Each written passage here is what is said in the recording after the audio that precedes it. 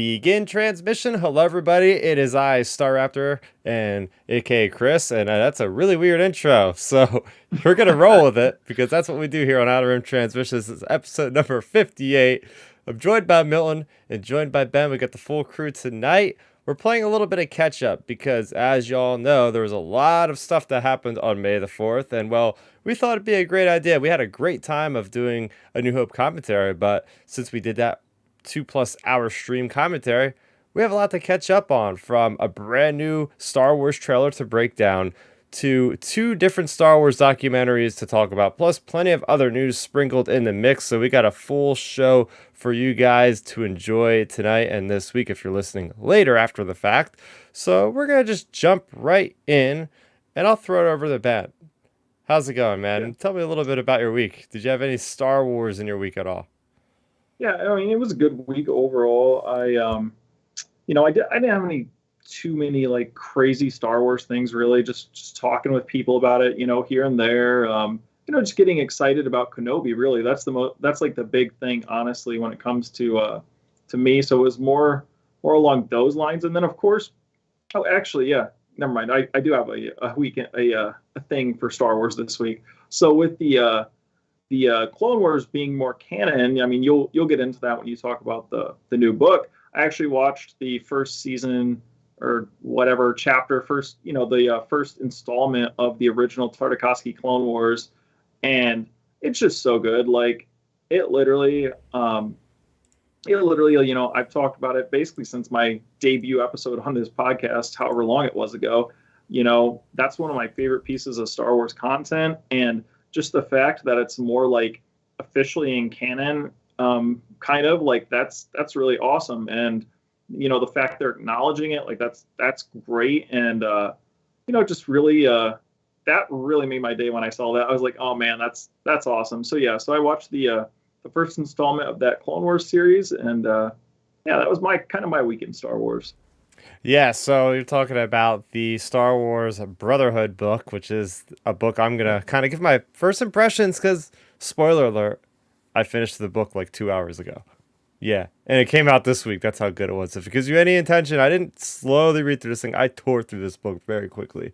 So we'll definitely have a lot more to talk about there. But yes, and I also did go back and watch at least a one or two segments of Clone Wars and the Clone Wars as well, because as soon as I finished reading that book, I was like, I have to watch at least one episode of the Clone Wars today, and that's why I was a little late to getting this recorded starting, honestly, because I was like, I gotta fit it in, I got the fix. What about you, Milton? How's it going? It's good, man. It's good to be back on the podcast and discussing the Star Wars. My week in Star Wars, honestly, really wasn't much going on for me. Actually, I do know I just put up. I'm actually in the process of putting together my office at my job.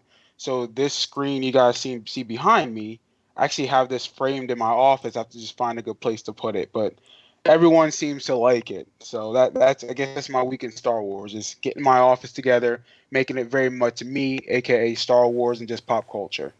There you go. It's always nice to go and rearrange a lot of things. I've been needing to do that for a very long time, and because I just have so much, I have a storage place which is basically underneath the bed I have, and it's just like I took out these figures, and I'm like, because I had to get something from out underneath the bed. So in the meantime, I had to pull out all these other figures that I've stashed under there, and man, oh man, it's like every time I go into it, it's like a treasure trove. It's like, oh, I didn't realize I have this Black Series figure. It's like they're all still in the boxes. I have an idea to like put up a new display, but I haven't gotten around to it yet. But maybe one day. But yeah, it's cool. Yeah, you showed us that picture of actually the artwork itself last week, and Hmm. that's killer, man. Yeah, it's dope. I love it. Yeah, yeah. Yeah, so for everybody that is watching live, a little bit of housekeeping. You can also download the podcast every single Monday. I put that up for anybody to enjoy, whether it be Spotify, Apple Music, Google Music, and Amazon, and anything else out there. You can download us. Simply look for Outer Rim Transmission. If you are listening after the fact, we appreciate you guys listening. Also, give us a rating on Spotify. We do have those enabled. And go ahead, tell your friends if they're looking for a Star Wars podcast. We hope that we're your recommendation there. So go ahead and do that. We'd be thankful for that. We also have t-shirts at teespring.com. Again, just search Outer Rim Transmission. But that being said, I'm going to kind of roll my week in Star Wars into my talk about Star Wars Brotherhood, because that's the only thing that's imminent in my mind right now after having finished that literally hours ago. So this is that book. I don't actually have it prepared to show you guys on camera, but you can go ahead and Google the image. But yes, this is that book that is giving us, that business on Cad Bane. You see them in Revenge of the Sith making a reference to that. This is that story. And this is that story that is going to be one of the most memorable Star Wars canon stories. Because I say, I haven't put the review up, obviously, yet. You can look forward to that in a couple days. But it's a glowing review for me. And all of my peers out there that have been reviewing the books, I see that book getting nothing but 9s and 10s out of 10s. It's literally a book that I think every Star Wars fan that is definitely a prequel lover will need to read, or at least listen to on audiobook format, because it gives so much depth to that relationship, that bond between Anakin and Obi-Wan. And exactly like the title says, brotherhood. This book gives us the time, literally from almost the moment that Anakin becomes a Jedi Knight, or Padawan to Jedi Knight. So we see that transition. We see how he changes his ways of doing things, because what happens is when they go into the Clone Wars, all of a sudden the Jedi get kind of promoted. Most of these Padawans, they just get an expedited course to be promoted to a Jedi Knight. So now the whole predicament is, okay, Obi-Wan and Anakin have to get used to being equals. It's not that formality of Obi-Wan is the master, Anakin is like almost like his lesser, he's the Padawan, he's the learner. They are learning to fight together, they're learning to think together, they know their strengths, their weaknesses, but they're becoming essentially brothers. You see really great stuff in here, really minute stuff that is very detail oriented, such as something I never really thought about is how Anakin is getting used to his mechanical hand. Something as minute as that is giving so much love and attention in this book, from grains of sand getting into the mechanics to him trying to use the Force and trying to wield a lightsaber, knowing that it's not a part of him. I know that the writer Mike Chen went through a lot of research with actual like amputees to like get this information to be accurate and feel like it's actually lived in. And that kind of experience of going out there, getting the real life reports and all that really adds so much to some minor details that I never really thought about. We have a new youngling character that really sheds a lot more on Anakin, and also brings up very interesting topics such as, hey, these kids are taken as Force like conduits essentially. Do they ever get a choice to just like leave the order, or do they feel like they actually belong? So this book has so much depth in it, and it's emotional, man. Like there's a lot of callbacks to Smee Skywalker. There's a lot of callbacks, of course, to Qui-Gon Jinn, who is basically the father figure of both Anakin and Obi-Wan. So they reminisce about that. And there's a lot of action towards the end. And you also have the introduction of Asajj Ventress, the meaning of Asajj Ventress and Obi-Wan Kenobi.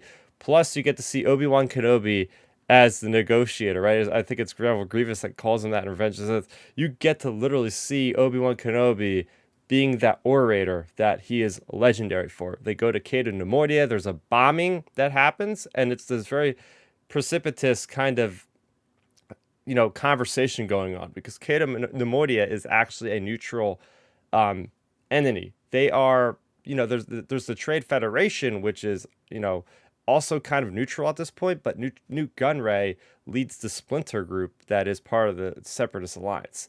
So the Republic is trying to kind of sway the Neimoidian people to their cause to try to destabilize the Trade Federation, all this stuff. So it's very much politics heavy. So if you're looking for a politic Star Wars book that actually has a lot of meaning, this is definitely the book for you. But yeah, I mean, I'll go into more detail on my review, but this is kind of my initial impressions after having read the book like literally 2 hours ago. I have about 8 pages worth of notes on this book because I just kept finding the coolest details, whether it's Mace Windu having a shatter point, which is literally a thing from a Legends novel, so that's made canon, to Mace Windu fighting legions of super battle droids on Dantooine, aka canonizing one of those Star Wars Clone Wars tales, to even the other thing I was telling Ben about, and you guys in the chat about Grievous fighting Ki-Adi Mundi. and all those sightings of Grievous and how he was new in the whole Separatist line. So there's a lot of great details. There's Dexter's gestures in there plenty of times. So if you're a fan of that guy and the good old diner Coruscant, you're going to love this. And I feel like Mike Chen is one of the best authors for capturing one of our existing Star Wars characters in current canon and fleshing them out in ways we didn't think could happen. Because I'll be honest, I've been kind of getting tired of kind of the novels that fill in the gaps of Star Wars. I've really been happy with the High Republic because they've not been beholden to things we already know. But I feel like this book is the outlier because it gives us so much juicy details of that transition between Obi-Wan and Anakin. So yeah, can't recommend this book enough. You don't have to wait for my review because I will tell you to go buy this book if you like Anakin, Obi-Wan, and especially if you're a fan of the Clone Wars, and especially for Kenobi coming out in 2 weeks. I feel like this is a great thing to kind of get into that mindset of, okay, let's see Anakin and Obi-Wan here, and then let's see how they react, those 10 years later it's going to be when this show comes out. So I'll stop talking because I know I could ramble on and on about this book for a long time, and I don't want to make you guys sit there and listen to me all night. But yeah, I can't recommend the book enough. I know, Ben, you might have some thoughts about this with the Clone Wars and all those things I was telling you. Oh yeah, I mean, I think it's great that Star Wars as a company, or I guess you would say the story group, they're starting to like acknowledge more and more things, as they've shown really more and more things that are outside of the current canon, like bringing them in, slowly canonizing things like you said with Mace on Dantooine and like all of these type of things, they're nice because it just shows that, there actually is value in some of that old stuff. Like there actually is source material to work off of. So it's cool seeing the people there in the creative groups like actually acknowledging and including that stuff in the new content they're making. So it just gives me hope for more future stories and different things, down the pipeline, whether it be in the books, video games, the shows, the movies, even,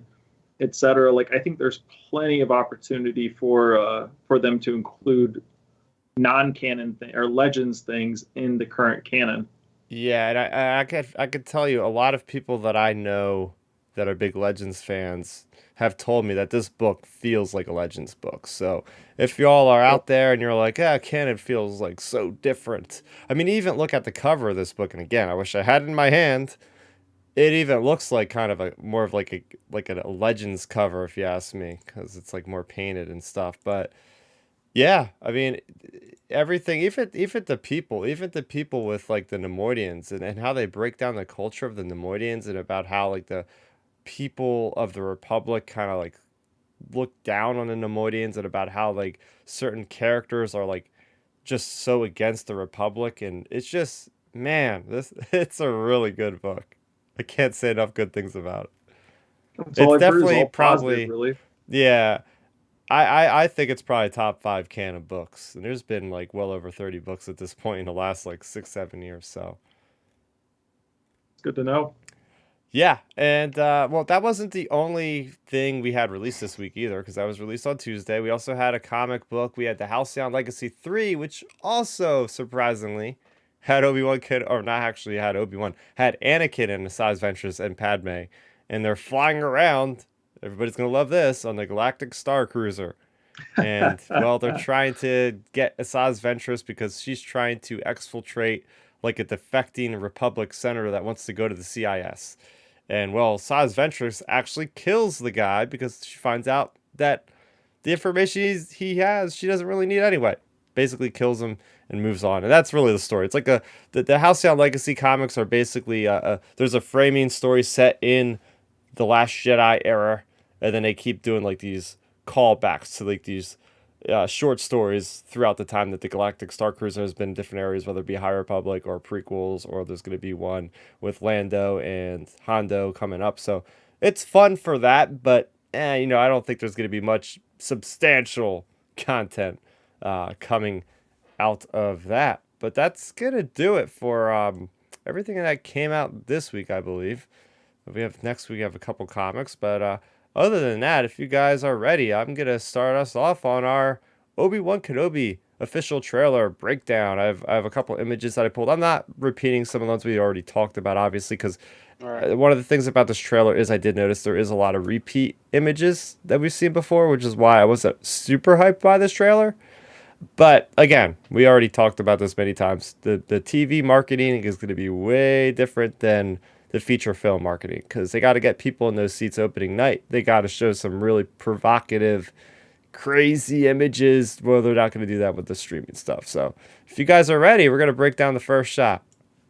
Let's do it. All right, let's do it. So we get another shot of Tatooine here. I brought it up on the stream if you guys want to check it out too. We have not one, not two, but 3 Inquisitors. So last we seen the shot in the first teaser trailer, I believe we only had seen Reva was on, and then she's the 3rd Inquisitor there on the left. We had only seen that she was on Tatooine. So I thought that this was an important image to pull, just simply because, hey, there's 3 of them, including the Grand Inquisitor. So it's not just like, oh, we're going to check out this thread. It's like, okay, we know that somebody big and bad is over here. So we're going to pull in the entire, the A-listers here. Look, I'm looking forward to this show. I really am. Grand Inquisitor just ain't doing it for me. Like, just the look of him. Not saying he's going to be a bad character, but he looks like Pinhead from Hellraiser. Like, I can't get over that, and I apologize for that sound in the background. I guess my neighbor's car was going off, but yeah, like, I'm just not feeling his look. However, these 3 do look badass, and I do feel like the Inquisitors are going to wreck shop, especially in the early episodes of Kenobi. So I am pleased with the overall aesthetics of this scene. You know, I'm still not convinced about the Grand Inquisitors look. However, I like that they're going to be menacing. I can feel that. Yeah, I like what you had to say about Milton's wrecking shop. I would like to see a reality where we see them killing a Jedi. And I know we're 10 years into the whole run of this whole Inquisitorious program led by Darth Vader. But I would still like to see, like, okay, what are these guys about? Because here's the thing. With a lot of TV shows, a lot of movies, you show people in really cool, badass looking outfits, and they got cool scowls and stuff on their face, like they're evil and all this. But we never really see why they have that reputation. And I think there's a good potential here to show why people would fear the Inquisitors. Like, when they arrive in town, you know that they're going to get the job done, and they're going to do it in a way that's going to terrify people. Oh, you're not wrong, dude. Like, and that's the thing, though. I think the show is going to show their fierceness. They're going to show that they're not someone to F with. You know, like, hopefully we get that, because how some shows can be, where they'll show they'll make them pretend like they're tough, but then, like, they'll depower them, which makes no sense. I mean, we kind of got that with Boba Fett. He was really depowered. I'm hoping they don't do that, because I feel like the way they marketed it and they promoted the show, especially Reva, they make her seem like she is menacing and she doesn't care about anything and anyone else except for pleasing Vader and the Grand Inquisitor. So I really think that you know, they're going to do them right. Again, like I said, it's just I have issues with the look of it, but honestly, that's not going to affect, you know, the show for me. I'm going to watch it. I'm going to love this character. I know I will, because I like them in Clone Wars, in Rebels. So I know that this character is going to do me. They're going to do him justice. I trust Deborah Chow. I trust what the writers for the show is going to do. Yeah, over to you, Ben. What do you think about this image? Anything that stands out to you? Yeah, I mean, like, for me, I'm a person, you know, as I said from the beginning, I haven't minded the Inquisitors' looks, but I can't defend Milton's pinhead look comment. Like, I can't defend that, because that's accurate. But my thing with this Inquisitor look, though, in this shot specifically, I think it looks better than the first trailer shot, at least. And that's why I think the first trailer, you know, just had to do with the angle or something. Right. But yeah, the Inquisitors, like you both said, when it comes to them, we just want to see them in action, doing something. And I don't know about you guys, but it feels like the Grand Inquisitor specifically it only seems like he's only been in a couple locations, and to me, it feels like I mean, especially by the way they've been marketing it, as well as the press tours, even. It really seems like Reva is going to be probably the main Inquisitor, I would say. Yeah. Just because, just the way it's been marketed, the way it's been cut. I mean, later, in the trailer, we'll talk about her later when she's yelling, like, he can't run from him or whatever. Like, It seems like she's the one more out and about. Maybe this is her, like, I don't know. I was talking to one of my buddies about it. Like, this could potentially maybe be, of course the Inquisitors work as a team, but maybe this is like her first like big type thing she's been on, or like maybe, hunting this big of a Jedi, I guess I would say. Yeah. So you look at. I want to address this in the chat real quick. We got Sims. Welcome to the chat, man. I don't recognize you from here before, so everybody that's watching, you can always send us some chats live on the channel here. I think it's time, they say, I think it's time to stop hating on the looks of a character before the show even starts. I have to agree, and I fall into that trap too. It's just like the first time I see, I was crying just as much as everybody else on the internet. Here's the thing, though, and what was the guy's name? Sims. No, the writer. Oh, the person who wrote in. Yeah, Sims. Sims, yeah. Like, he's not wrong, and I get that, because I get mad at people that do that too. I think because this is a character we've seen on animation, and I think we were all hoping that we would get that particular look. That's where we're at, because we haven't seen him in the actual episode. So and I'm gonna tell you right now, I guarantee you, knowing how I am, and I'm very rational, I'm going to give that character an opportunity. And hell, the look might not even bother me once I see him in action, when I see him interacting with Vader or with his other Inquisitors, with Kenobi, whomever. So I think once I see him fully engaged in an actual show, because it's easy to be fooled by a clip or by a 2-minute, whatever. Yep. So I think that's where we fall into that trap.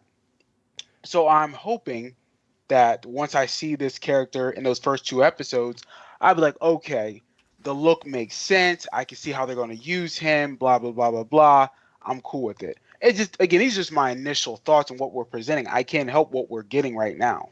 Yeah, exactly. Yeah. I agree with Ben. I feel like the more frequent or recent shots have looked better, and it's based on the angles. Like, if you look at him from straight on his face, you don't see like the depth in like his lines and stuff, and the lighting looked way off and stuff in that first one. So I think even this image already starts to look a little bit better than that very first image that now is ingrained in our minds because it's the first image we've seen. So now we automatically compare everything to that, and that's going to just bring down everything. But yeah, you're not wrong. I seen that the celebration guests have been expanded, and Rupert Friend is gonna be there doing autographs. So I put this out on Twitter. I said, I dare somebody to go up to him and say his face is too round to be the Inquisitor. So, man. Hey, they might have been listening to my pitch before. All they got to do, bring him up on stage and crack some jokes about his head. There we go. We got Sims chiming in. This is my first time watching you guys. Really digging it though. Hey, appreciate you coming back. Yeah, awesome. Appreciate it. We also have Captain Alex. Hey, how's it going, Captain Alex? We also have Dark Nerdy Gonzo in the chat. Glad the Inquisitors are crossing into live action, for I've been wanting them more in the new canon. The only thing that kind of kills it a little bit is knowing some of their fates already. Yeah. One thing I'm interested in too, I don't know if you guys caught it. Did you see Ewan McGregor did a little interview, and he said a lot of the fans analyzing and predicting in the Kenobi what's in the Kenobi trailers are mostly wrong by the predictions. I seen that. Just to throw that in there. Yep. I mean, I hope that's true. I hope that none of us know exactly what's going on, and it's all bullshit, and that they are trying to sucker us in, which would be perfect. Because I obviously we do know how the Grand Inquisitor will end ultimately. I don't know about a lot of these other ones. I mean, we know some of them, but at the end of the day, though, like, I just want it to be a good 6-episode series, and I know there's talks of a potential season 2, maybe. We don't know that yet, but again, I just want it to be a good story, and I think Deborah Chow will do that. I think so. So this next image I pulled here is that tense conversation between Obi-Wan and Owen, and this is the best dialogue I've seen I've heard in Star Wars in a long time. It's like, we need to train him, and he's like you trained the previous one. I did a terrible job doing it. Somebody could probably do the dialogue directly. I should have pulled Pretty it much, he says, like you trained his father. Yes, that's the exact Yeah. line. So no, I love this dialogue, and I actually liked how Ewan McGregor sounded, because you can definitely tell like he's trying to sound a little bit older, maybe more towards that Alec Guinness type sound. Because he's got to be as his character has to be early 50s here. You know, Yeah. so like I mean, he would be in A New Hope. I'm pretty sure Obi-Wan was around he's like 63. 30. In Revenge of the Sith, yeah, he's like 40. So Ewan's about his actual age. He's like 50, 51 in this range. So that makes, I mean, obviously with today, the way 60-year-olds look compared to 60-year-olds in 1970, completely different. But like, I just love this dialogue, and I just love having Joel Edgerton back to play Uncle. So good. What's his first name? Owen Lars, yeah. Yeah, Owen Lars. So like, I love that. I cannot wait to see this interaction. Yeah, because this is something that needs to happen. You know, this is something that's juicy for all the fans. Yeah, I mean, they've already kind of covered a little bit of the ground with the Obi-Wan Kenobi comics, and I definitely got to remind myself to go back and read those 3 issues, because there is some tense dialogue between Owen and Obi-Wan and Obi-Wan's hut, from what I remember. But it's pretty neat though, because we've never actually seen these characters on screen, and we get to see why Owen thinks so negatively of Obi-Wan when we hear the conversation between them in A New Hope. So that's something that I didn't know I needed, but after this quick line of dialogue, it's like, yeah, give me more of this content, because this is just expanding on everything we know about Luke and Obi-Wan. Oh, for sure. And the fact, they got Joel Edgerton back to like play Uncle Owen is great.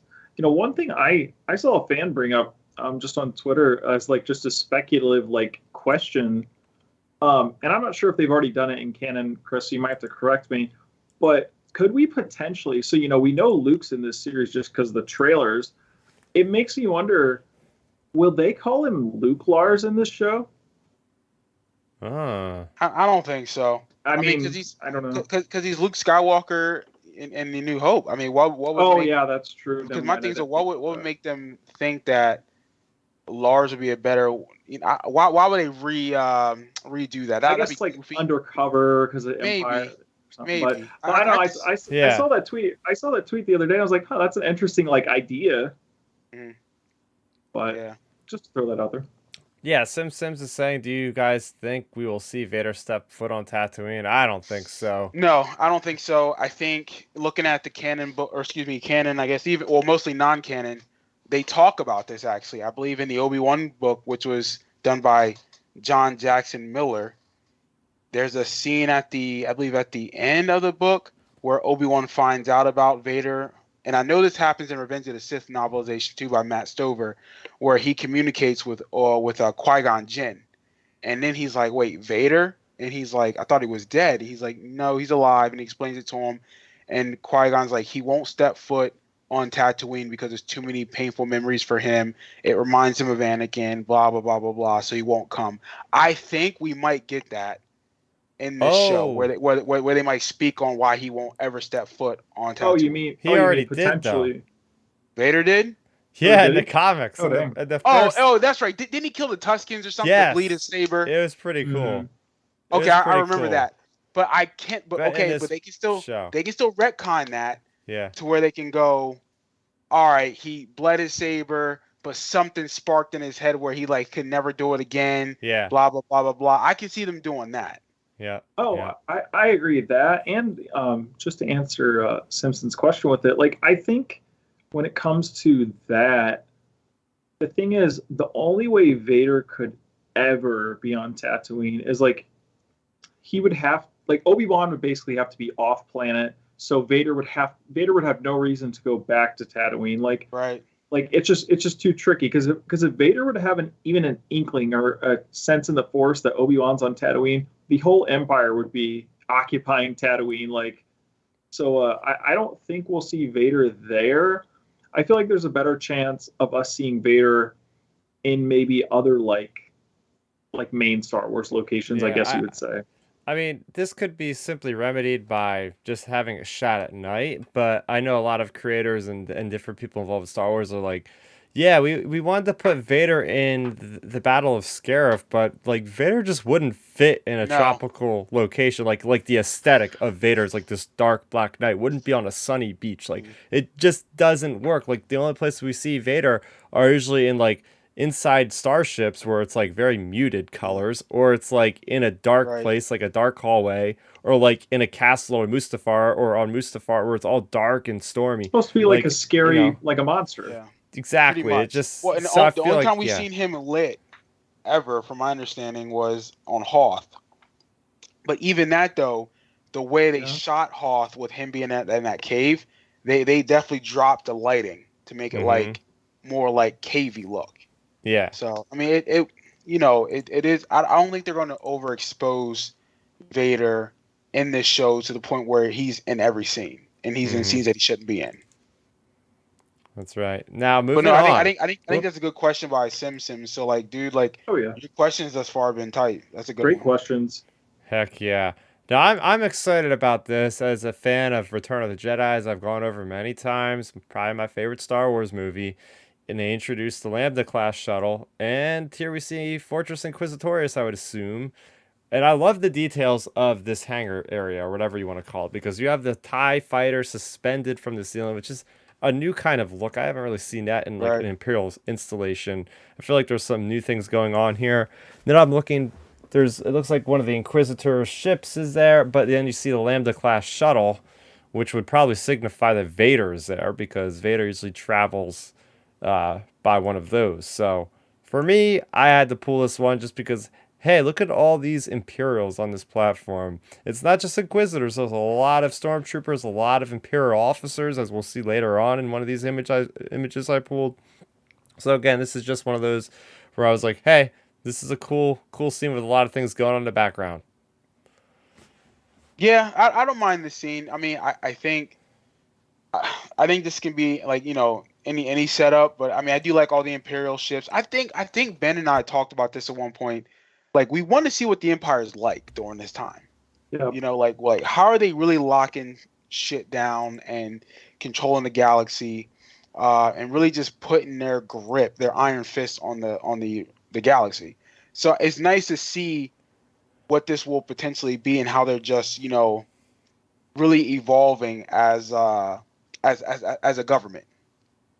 Oh yeah, for sure. Like that's I feel like one of the big things I'm excited about for this series, as well as Andor, just seeing how the Empire's running things, how they're putting their enforcers out there like the Inquisitors or potentially the Death Troopers and like Andor, things like that.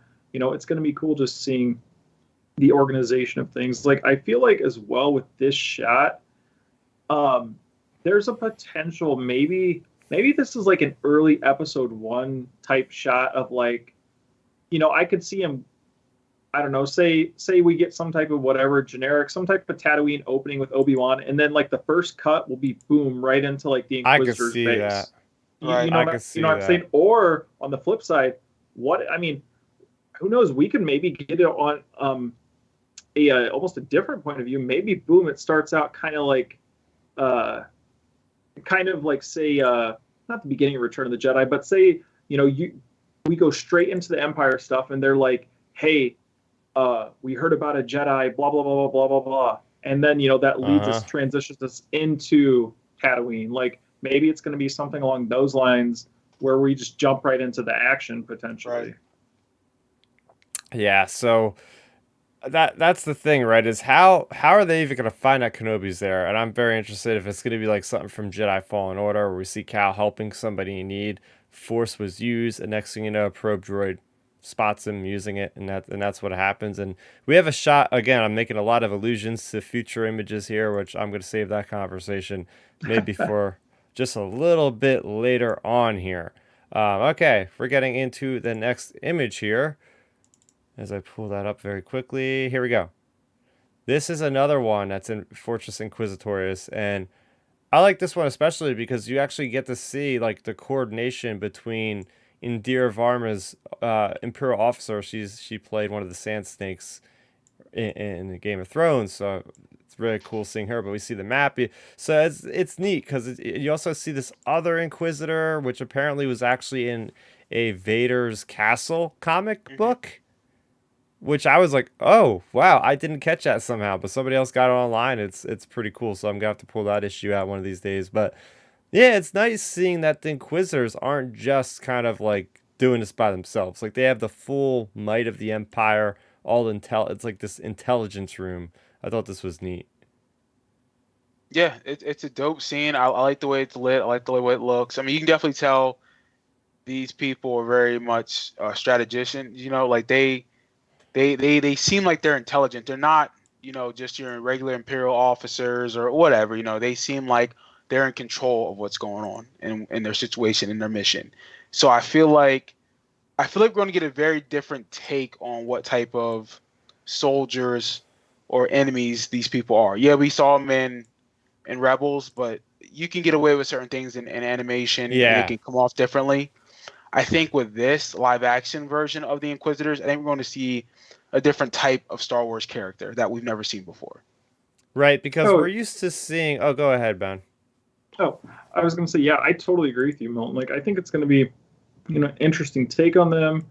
They'll be an interesting threat. Like when it comes to these Inquisitors, I do think there's a chance. The fact that you bring up Chris, that new Inquisitor is out of the Vader's Castle thing. Like maybe there's a potential that like how it is with shows or movies, not even in just the Star Wars franchise. Like when you introduce because we're all thinking like, say, hey, Rev and the Grand Inquisitor are kind of like the top dogs here. So like maybe this new Inquisitor is going to end up being kind of like cannon fodder. So say like the first kill for Kenobi, like if he has to take one of them out or something, like maybe it'll be something like that.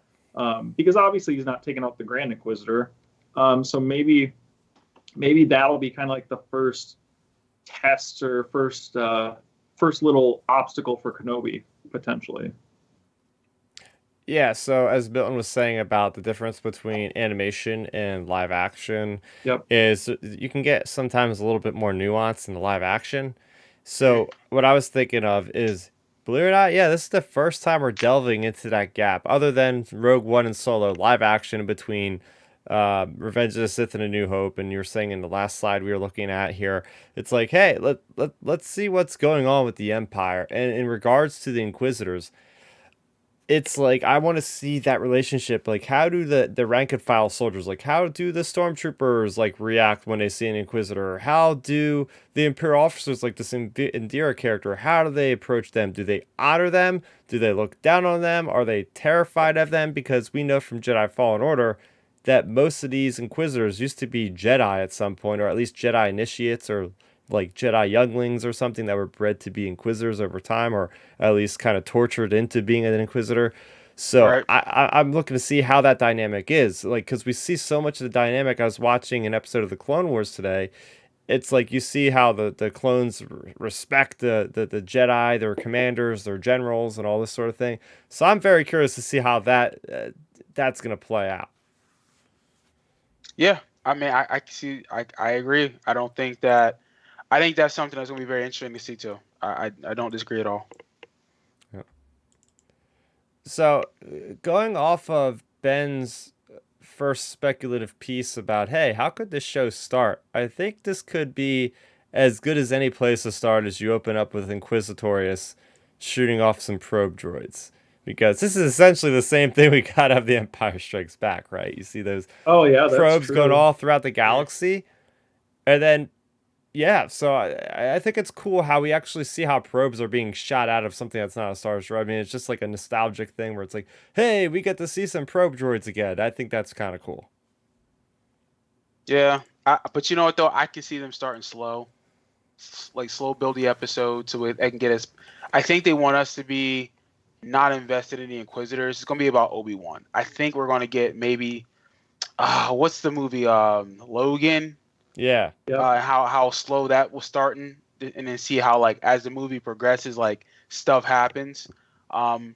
I want to see what Obi-Wan's doing right away. Like, just what's his mindset like, and then obviously see what the Inquisitors are doing, because something has to set them off to be looking for him. Because I think if we get a cold opening with Inquisitors searching for him, I'm like, well, what caused that? Yeah. You know, like what? Now again, now we can get away, or we can get them with a scene of them just hunting down a random Jedi. Yep.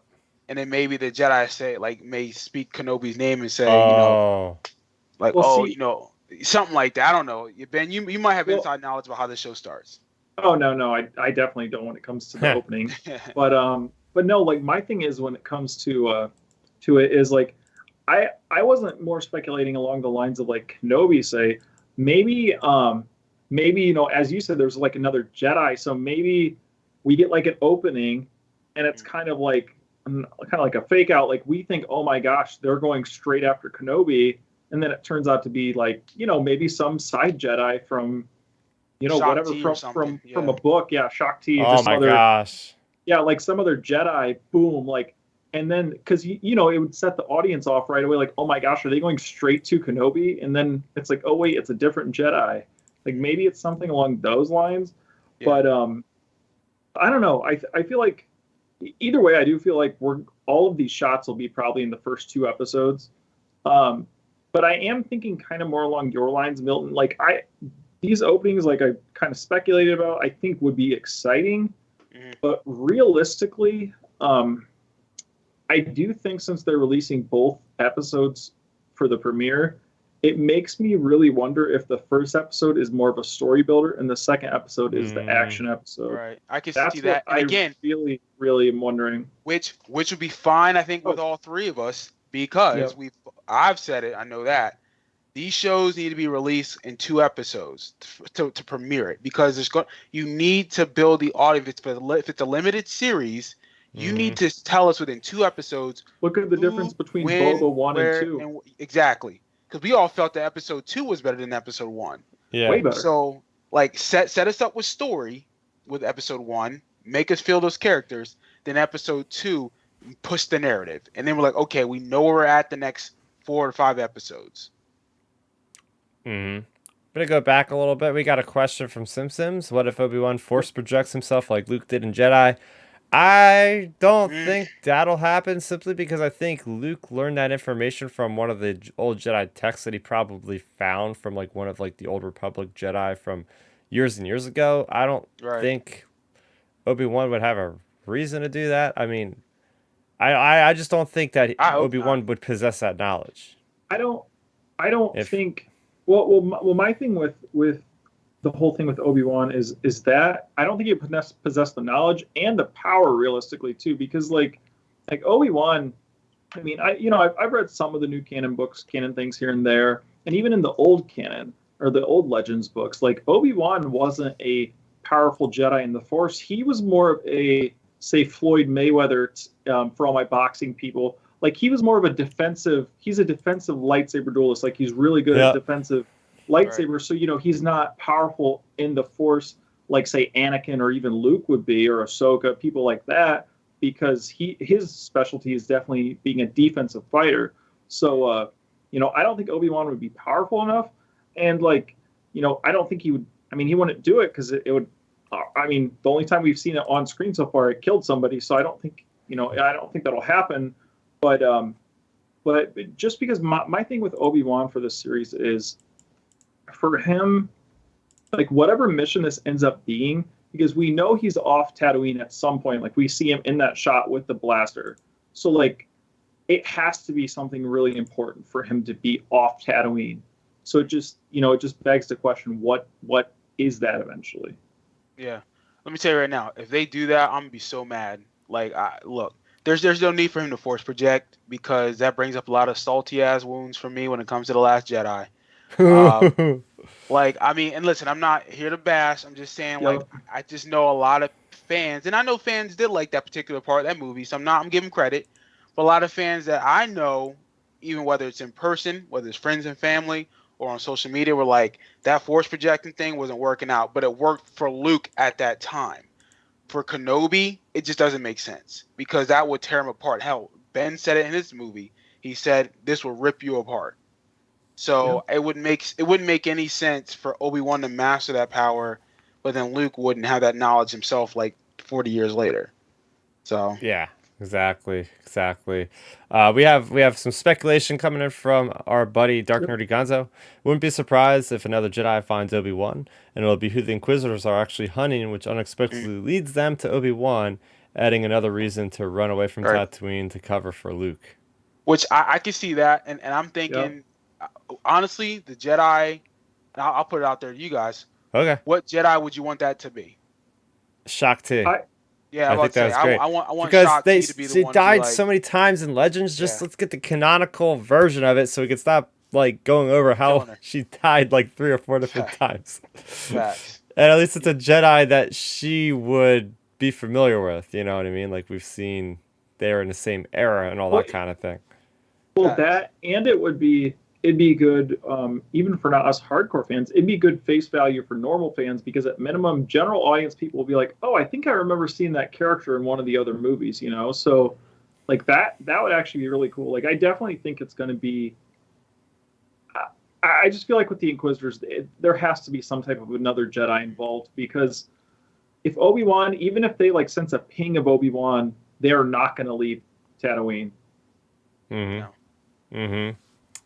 Yep. So this next image here makes me very happy. Now I'd even picked this up the first time. It wasn't until I think Ben, you mentioned this in the chat. I was like, "Hey, is that 4OM, the infamous bounty hunter from Empire Strikes Back?" Because we get a direct quote from Reva, the third sister herself, saying something about getting all the scum or getting all the bounty hunters to go after him. She doesn't care at this point. She wants to bring him in.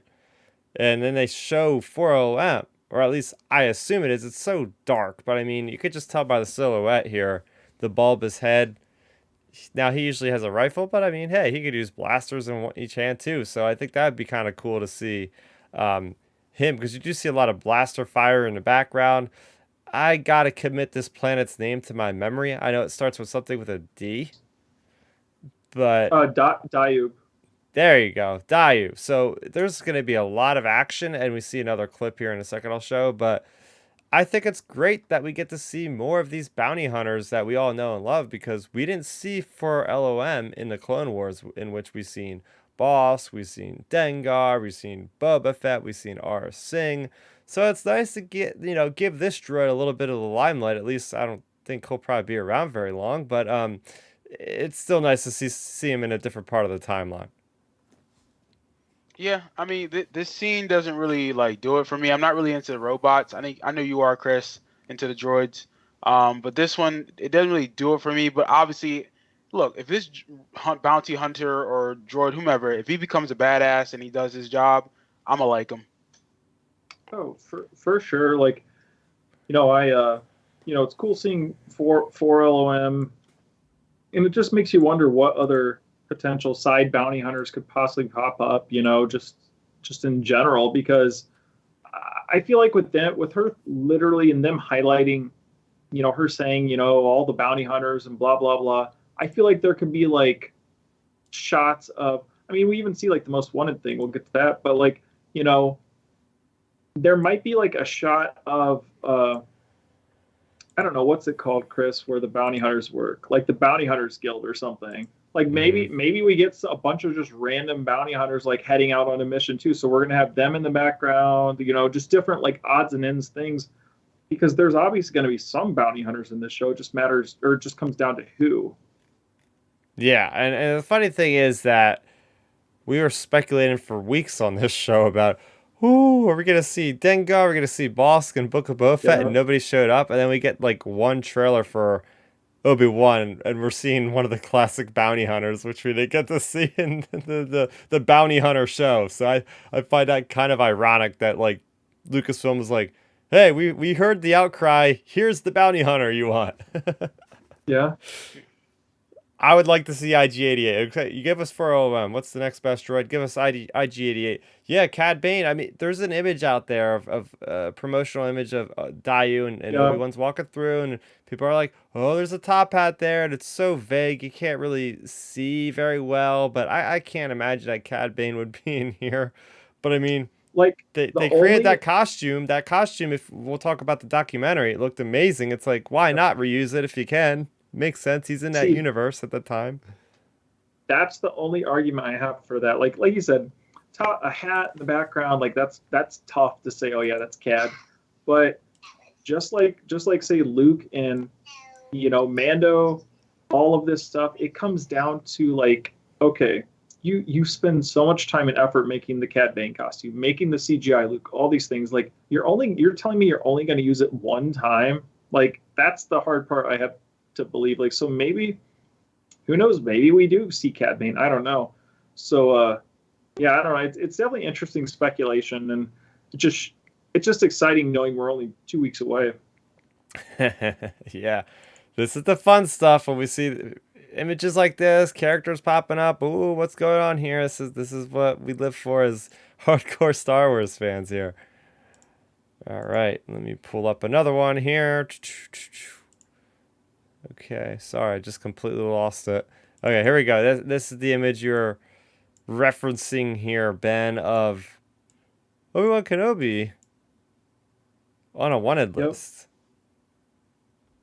This is cool. Yes. I mean, I know how to translate Arabic, but I need my translator card, so I can't tell you guys what this says now.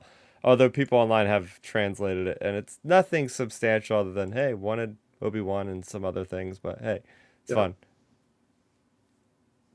Oh yeah, I mean that's pretty much just all it was. Like I think it was wanted, and like one of the other words on it was like enemy or something, or enemy of the enemy of the empire or something like that. Like just something simple, but it does make you wonder if who's going to be looking at this. Obviously it's not going to be Vader, because Vader knows this, so it just makes you wonder who's going to be looking at it. Or who knows, maybe, I mean, this is pure speculation, so maybe we get a scene where I'm sure you guys can imagine it, like what if Obi-Wan's sneaking around somewhere, Tatooine, Daiyu, wherever, and he like literally looks over and he's the one, and he's like, oh crap, like, and there's other sketchy people around, so it's kind of one of those classic like scenes see in movies or shows like this, where you have someone sneaking around and sneaking past their wanted picture type deal. Like I feel like it could be almost like kind of a light-hearted-ish type moment, like, you know what I mean? You've seen that type of tropes in different shows and movies before.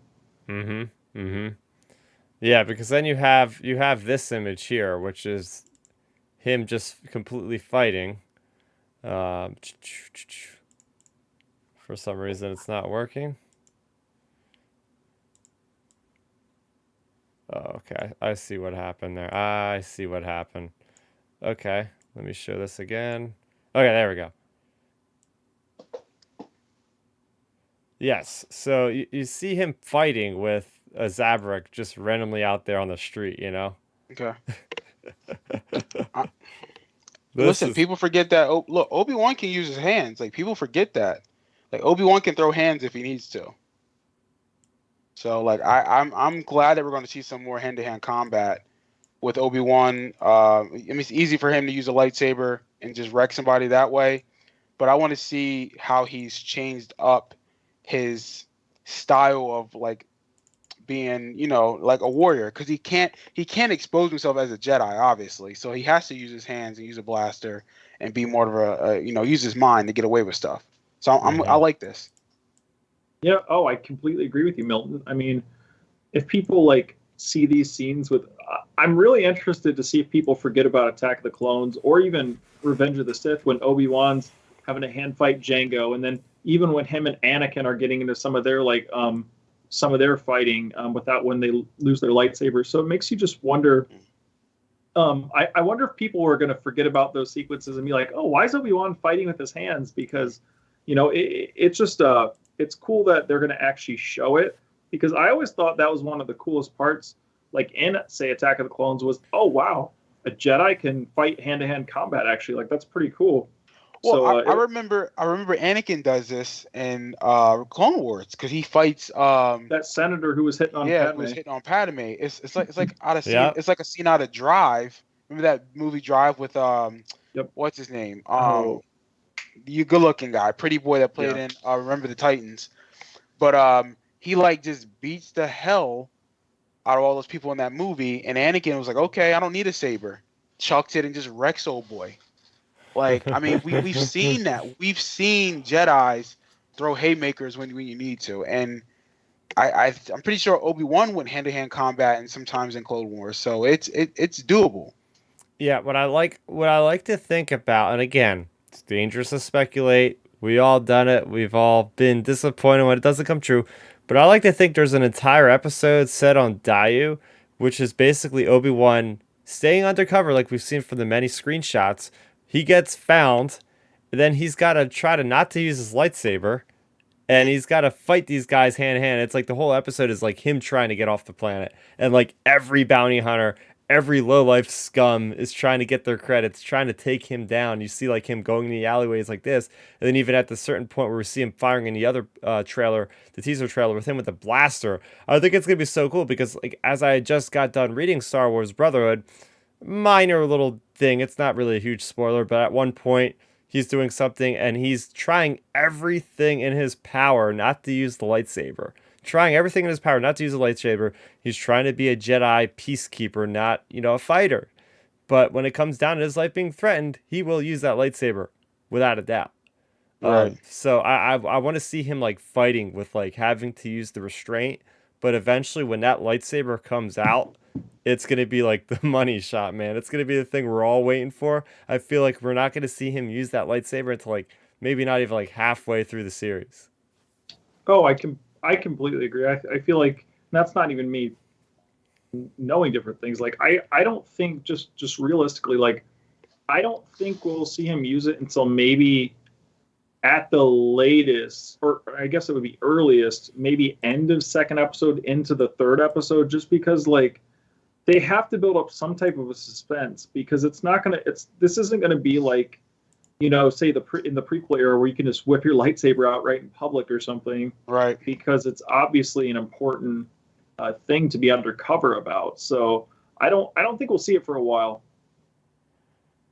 Okay. We have a couple people in the chat chiming in. All right, we got some first-time commenters in here as well. We have Ryan Mincy. We have Naomi Diaz. Welcome, everybody, to our lively Star Wars chat. Thanks for stopping by. This was a clear one, and me knowing about 4LM in the comics, of course, if 4LM shows up, usually he's going to show up with his pal Zuckuss. And so that somebody in the chat mentioned that as well. So I was like, yeah, I should have mentioned that. Because we've been seeing, oh yeah, that's Dark Nerdy Gonzo. Of course he would say that because I feel like he's into those bounty hunters and all that, just like I am. But yeah, we've been seeing a lot of adventures for LOM, so I'm looking to see how more go in the future with him. Moving on. All right, we got the next one coming up here. This one is another one I'm very, very curious about. So, we have a ton of stormtroopers. Reva's not messing around. She's got her lightsaber ignited.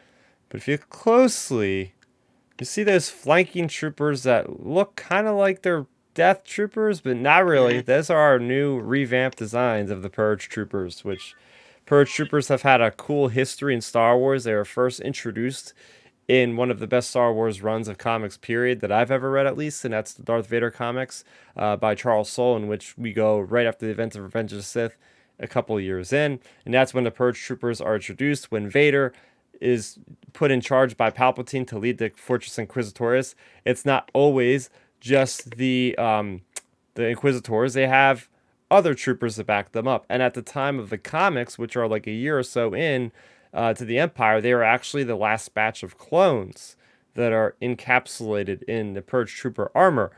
And there's one instance in this adventure that Vader goes on to take down this Jedi on Mon Cala, and the Jedi incites the Order 66 thing on the Purge Troopers, and they start firing at the Inquisitors who used to be Jedi. It's one of the best moments in the crazy. comics, period, because it's like, holy crap, they're turning on their own leaders. So ever since then, it seems like the Empire's like, okay, we can't do this anymore. Let's get recruits in there. And then we fast forward 5 years in the future after Revenge of the Sith, and that's when we have Jedi Fallen Order. And now those are conscripted soldiers that are trained very well to be purge troopers, but they have slightly different helmets than these ones. And this show is taking place about 5 years after Jedi Fallen Order. And if we know anything about Empire and troop design, it's like they always are revamping their trooper suits and all this. So this makes perfect sense. 5 years after Jedi Fallen Order, yeah, they've revamped the design, whatever. So I'm just excited to see like a comic book creation / video game creation make the jump to live action. That makes me very happy. Well, this makes me really wonder, actually, could this be maybe the first time we see Vader? Like, because, with the Purge Troopers, are you meaning they're around Vader? Like, could they potentially be, like, coming in here with Reva to basically, like, it's the whole, come secure the area for the big boss to show up type deal? Like, could we get that type of a thing with this sequence, potentially? Yeah, it could be. I mean, Vader also travels a lot with Death Troopers as well. So we see that in the comics, and that's been happening a lot recently. But, I mean, yeah, he's definitely been in the presence of plenty of Purge Troopers in the comic book. So it's not without question. But, yeah, it's just, it's Star Wars, any new Star Wars project, especially when it's set in that Galactic Empire era, they always want to push for, like, a new troop design. Which, hey, I never want to complain about, because everything from the range troopers and the mud troopers in Solo to the death troopers in Rogue One, and here we got the purge troopers, which are the big prominent ones. Yeah, no, I think it's a beautiful scene. It looks good. I'm excited to see. Again, I think I'm really excited about what the Empire is like at this time. I just want to see how they are and how they tick. So I love what I'm seeing here. I'm hoping this plays out the way it needs to play out. Mm-hmm. Yep. Okay. Now this is a shot that I'm very happy to see as well. And this is Obi-Wan in a sight of panic, drawing a blaster on somebody. I think he actually might even fire it in the actual scene here. But this could be like how he gets found, because, and this is where I was piecing things together from an earlier image about, hey, the probe droids are going somewhere. Maybe this is how the story starts, because you see a downed probe droid prominently in the background there. So this is him kind of like, uh-oh. And then the probe droid's probably calling in the stormtroopers to go investigate. And then they'll probably get a message out to the Inquisitors, and that's when he's got to ditch Daiyu. Again, I don't... Ben, I know you know some stuff. You look, and everybody out there, there's a lot of leaked stuff you can look up. I have not seen any of it. I care not to look at the leaked stuff, because that's just how I like to go into these things. But I can kind of start to piece together some things. But the good thing about the trailer is it really doesn't give too much away. But I could start to see that happening, where it's like, okay, he gets found by the probe droids, and here we are. But I like to see him undercover. I like to see him on Tatooine, and stormtroopers on Tatooine, which is kind of neat, because before I thought that stormtroopers never really made it to Tatooine until A New Hope, but now that is proved false.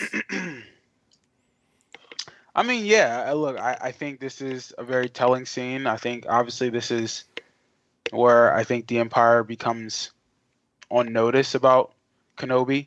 Again, I don't know if this is Tatooine or not, because I just feel like if it was, like, they knew he was there, they would be there all the time. Like, I feel like they would think, well, if he's there, there's got to be other Jedi of importance there too, or there's something that he's hiding there, or he's there for a reason. I mean, I don't know. Hopefully this is a different planet, because my only fear, honestly, Chris, is that we're going to see planets that look like Tatooine throughout this whole series, and it's like, I want to switch it up. So yeah, I mean, like I said, I'm tired of seeing Tatooine all the time. Don't get me wrong, it's a great planet, because it's a staple of Star Wars. But hopefully this is somewhere where it's different, that's not Tatooine. Because again, we've gotten Jakku, we've gotten Tatooine. I feel like the last couple series or even movies have been mainly focused on desert planets. Yeah, Ben? Yeah, I mean, I know stuff about the series, but I don't know anything about this. Yeah, like you said, it makes you wonder. I don't actually, yeah, that's actually a very good point, Milton, you brought up. Like, I don't think this may end up being Tatooine, because if they even get an inkling, it's Obi-Wan, like I just don't think they would leave. Yeah. But maybe, see, but even if you say he runs off planet, yeah, it's so tricky putting this story together, because like if he runs off planet, like say they discover him on Tatooine, if he runs off planet, they would probably still anyways leave an Imperial garrison there just in case he comes back. So it's tricky. So is he gonna? I don't know. Actually, this is quite the puzzle. I mean, think about this. So we already got precedent of how they would react if they need something at a planet. They did it in New Hope, where the droids shot themselves out of the Star Destroyer on the Tatooine, and they sent everybody to go hunt them down. 2 robots. Imagine Obi-Wan Kenobi on Tatooine. Yeah. I mean, like Vader himself would. The Emperor might even entertain showing up. He might entertain. And obviously, Tarkin's around during this time, so Tarkin would have to be leading that garrison at that point, because Tarkin's second in command. Vader isn't at this point. People forget that. Tarkin's the guy. So I'm just thinking, like, it just wouldn't make sense if they.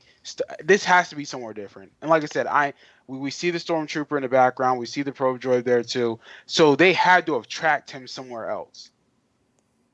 Unless he fakes his death somehow, and they're absolutely sure that he's dead.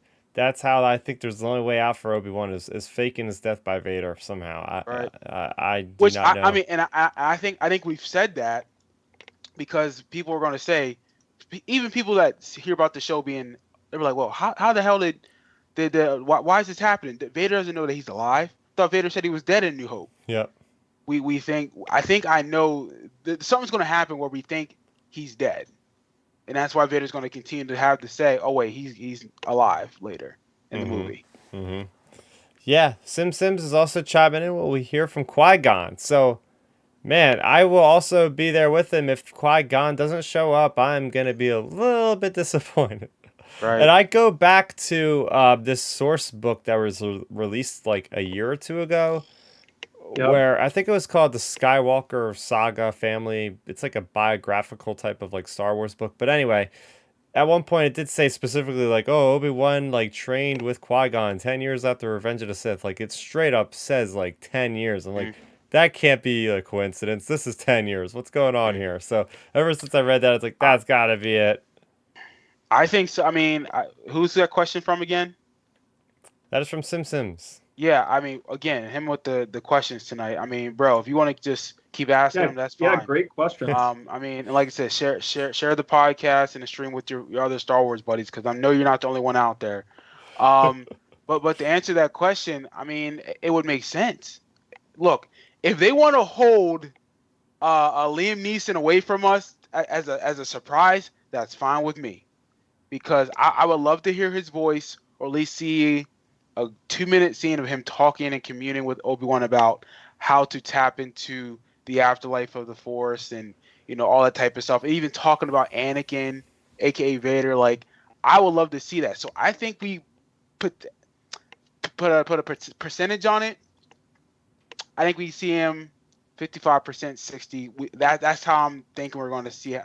Not as much, but I mean, I'm guaranteeing that number in the sense of I feel good about Liam Neeson showing up for at least a cameo, maybe 2 scenes. Yeah. Can you imagine this scene here?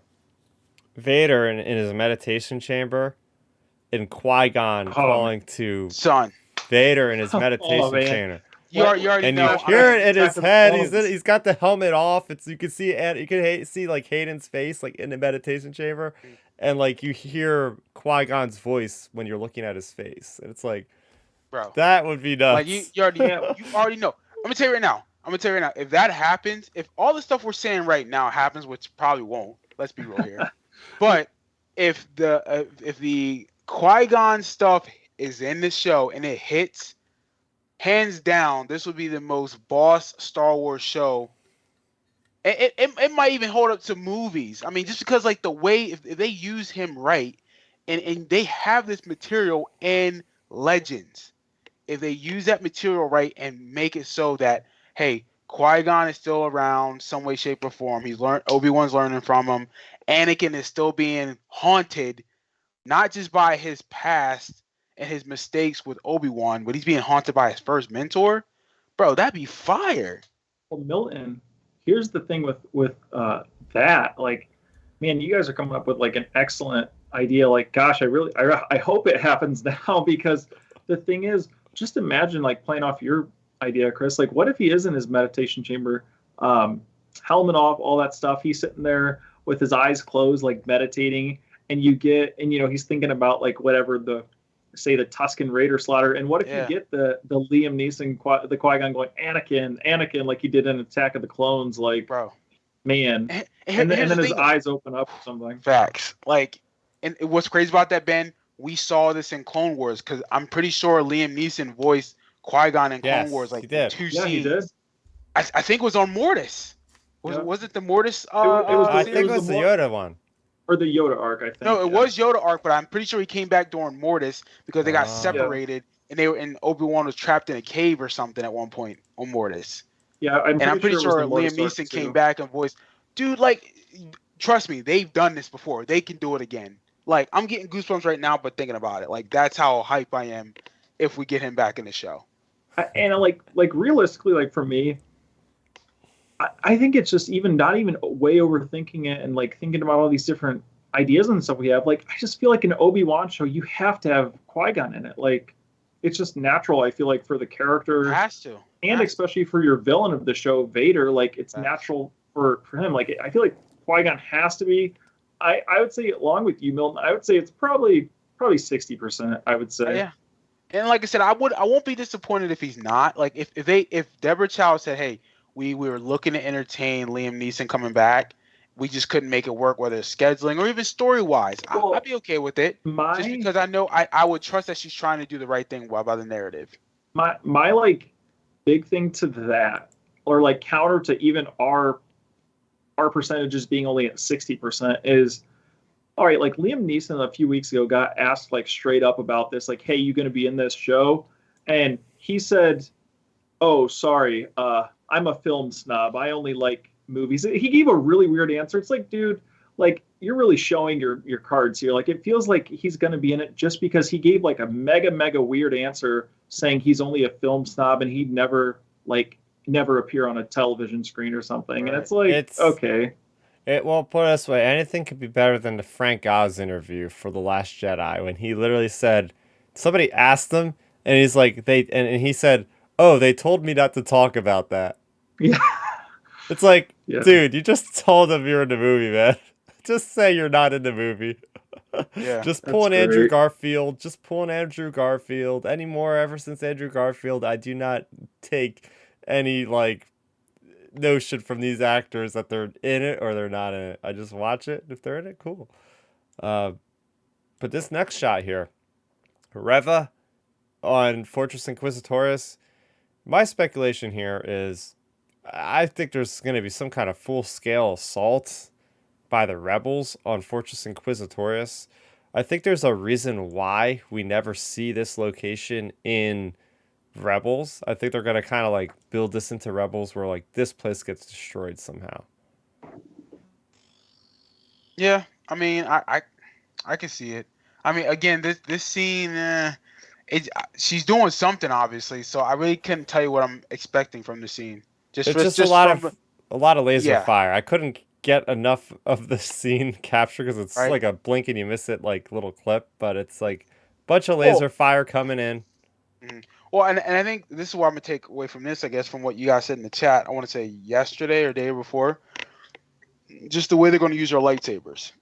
So you guys talked about this is going to be very much a prequel feel when it comes to saber usage. Oh, yeah. Or even fighting. So I am curious to see how good and proficient these Inquisitors are with a saber. Because, I mean, again, I'm throwing shade here, not to be negative, but like, we weren't impressed with the sequels with how they use the lightsabers. We understood how the original trilogy set the way they used the lightsabers up. Obviously, with the the prequels, that's the golden era of the Jedi, and obviously the Sith coming back. So they would be more efficient with a saber. I want to see how Vader trained these Inquisitors to use a saber. Well, you see, Milton, that's an interesting point you bring up. because I'm fairly certain. I'm interested to see because you have the actors talking about it's going to be prequel feel for the sword fighting and stuff. But to my knowledge, they didn't bring back Nick Gillard to do the sword choreography. So it makes me wonder who they have as the choreographer for the fights. And it's just like, hopefully they at least mimic the prequel style or something along those lines. Like, because I don't know, you hear like Hayden and Ewan excited talking about it. Like, I don't, of course it's their job to like push this show and stuff, but I feel like the way they talk, like it seems like they're genuinely excited about the way they're fighting. So it does make me think that it's actually going to be maybe prequel style of sword fighting. Right. And I'd be fine with that. And if they want to slow it down for Vader, obviously they're going to have to, because he's not going to be Anakin. Like, he's not Anakin in the way he fights. He's completely a different fighter because of the suit, the restrictions, that type of stuff. But obviously I want to see the non-android type people, you use a saber correctly, because these people, let's not forget, they were Jedis before. So they have training throughout most of their life. Yeah, if you break it down, this is going to be the first like live action Jedi versus Jedi thing we get, because I mean the closest we get right now is really the Mandalorian, right? I mean, you have Ahsoka Tano versus that magistrate lady. Yeah. We do see Luke, but it's not like dueling against anyone. He's just taking down droids. So yeah. I can't wait to see like a full-fledged Jedi fighting like other Jedi-like people with actual lightsaber on lightsaber like action. That we haven't gotten that in literally years. Honestly, here's my hope for this. Honest to God, because I'm assuming they're going to be hunting multiple Jedi as they are looking for Obi-Wan. Are you guys fans of the movies or the show The Highlander? Oh, yeah. I want to see some of those type of like duels within this show. Like, let's say, Reva or the seventh brother or 13th sister, whatever they're called. they find like Jedis throughout the first couple episodes, and like instead of like 3-on-1, it's like, let's say Reva's like, no, I'll take old girl or old boy's Jedi. And they fight them like that. Like, that'd be kind of tough. And then they cut their heads off, and the lightning happens with the quickening. Just joking. But you know what I'm saying? But like, be like more one-on-one type thing. That'd be fire. Like, I want to see more one-on-one battle. I don't want to see 3-on-1. Oh, yeah. Well, like, because let's be real here. Aren't these Inquisitors like competing against each other too? Yeah, so yeah. Wouldn't it be kind of fire if we saw these Inquisitors saying, "Hey, oh no, I'll take Shock T," like that person's mine. And they just watch and fight. Like, that'd be kind of dope. Mm-hmm. Oh yeah, for sure. And it makes me wonder too. In like the first trailer, could potentially they have been fighting? Could have there been a fight scene where the main Grand Inquisitor is like, where is he or whatever with his lightsaber and all that? Like, it makes you wonder. Like, was that after maybe they defeated some Jedi and they're like trying to figure out where Obi-Wan is or something? So maybe we get some type of a cool fight with the Grand Inquisitor and some random Jedi or something like that. Just because there's so much potential with the Inquisitors. And hey, with the Inquisitors, don't forget, guys, we got to see the helicopter lightsabers, right? Like, no, skip that. Skip that. Over here, we have, I'm going to butcher this actor's name. Camille Nanjiani or something like that. He's from the Eternals. He played the one character in the Eternals Marvel movie. I was expecting this guy to play a droid for some reason. I don't know why. I feel like there's got to be a droid character in Star Wars and everything they released, and somebody's got to play the droid. But so this literally shows us nothing other than, hey, this guy plays a human character. Not an alien. He's playing a human character. So I literally have nothing else about that. Look, he's a good-looking guy. I can see him saying, "Nah, I want people to see my face." Hell, he got cut for the Eternals film for a reason. He got shredded, so he's like, "Nah, I'm not trying to hide behind CGI. Show my face." And think about it too, though. I mean, honestly, guy, Chris, like, he's a Middle Eastern American actor, so. They're going to try to pull that market in, so you have to show his face. True. Like, that is a business decision. Mm-hmm. Mm-hmm. Oh, for sure. Yeah, I don't know. I think I don't know. Yeah. I don't know. I feel like it's so tricky with, when they bring in big name actors like this, is it for something important, or is it for a cameo? Like what's his name, the Rancor Keeper in Book of Boba, for example. Like, sure, it was a cool character, but it was like, okay. So it just makes you wonder, is this just a cool cameo that's thrown in the trailer? Yeah, I mean, the reason why I said, oh, I feel like this That's guy's what going to I'm. be a droid is because I believe he has a strong comedy background, and I He believe, like, does. Yeah, he's mega comedic. yeah, and so it's like we had other people like Phoebe Waller-Bridge playing L3, we had Alan Tudyk Yep. playing K2SO, so there's a common trend, right? It's like comedians a lot of times play the droid, so it's like, oh, there's a good chance he could play a droid. Yeah, no, good point. But the difference with those, well, the three of them, this particular actor, like he's been and he's very much like seen out there, like when it comes to like his work. And like I said, over the last 3 to 5 years, like he's really changed the way he looks, what roles he's taken. He's become more mainstream. So Mm-hmm. I can see Star Wars saying, like, let's use that face or that star power to build another audience. Because I That's mean, true. I don't know how successful Star Wars is over in the Middle East or Asian type countries. You know what I'm saying? So Yeah, yeah. Oh yeah.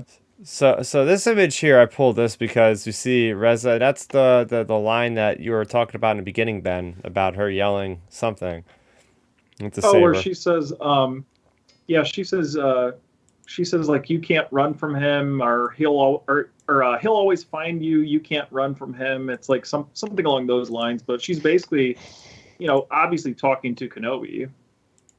Yeah. So you see at least I caught it, a familiar rebel transport in the background, like a G. I think it's like a G transport or something like that. I forget the official name of it, but hey, we got some rebel iconography or whatever you want to call it.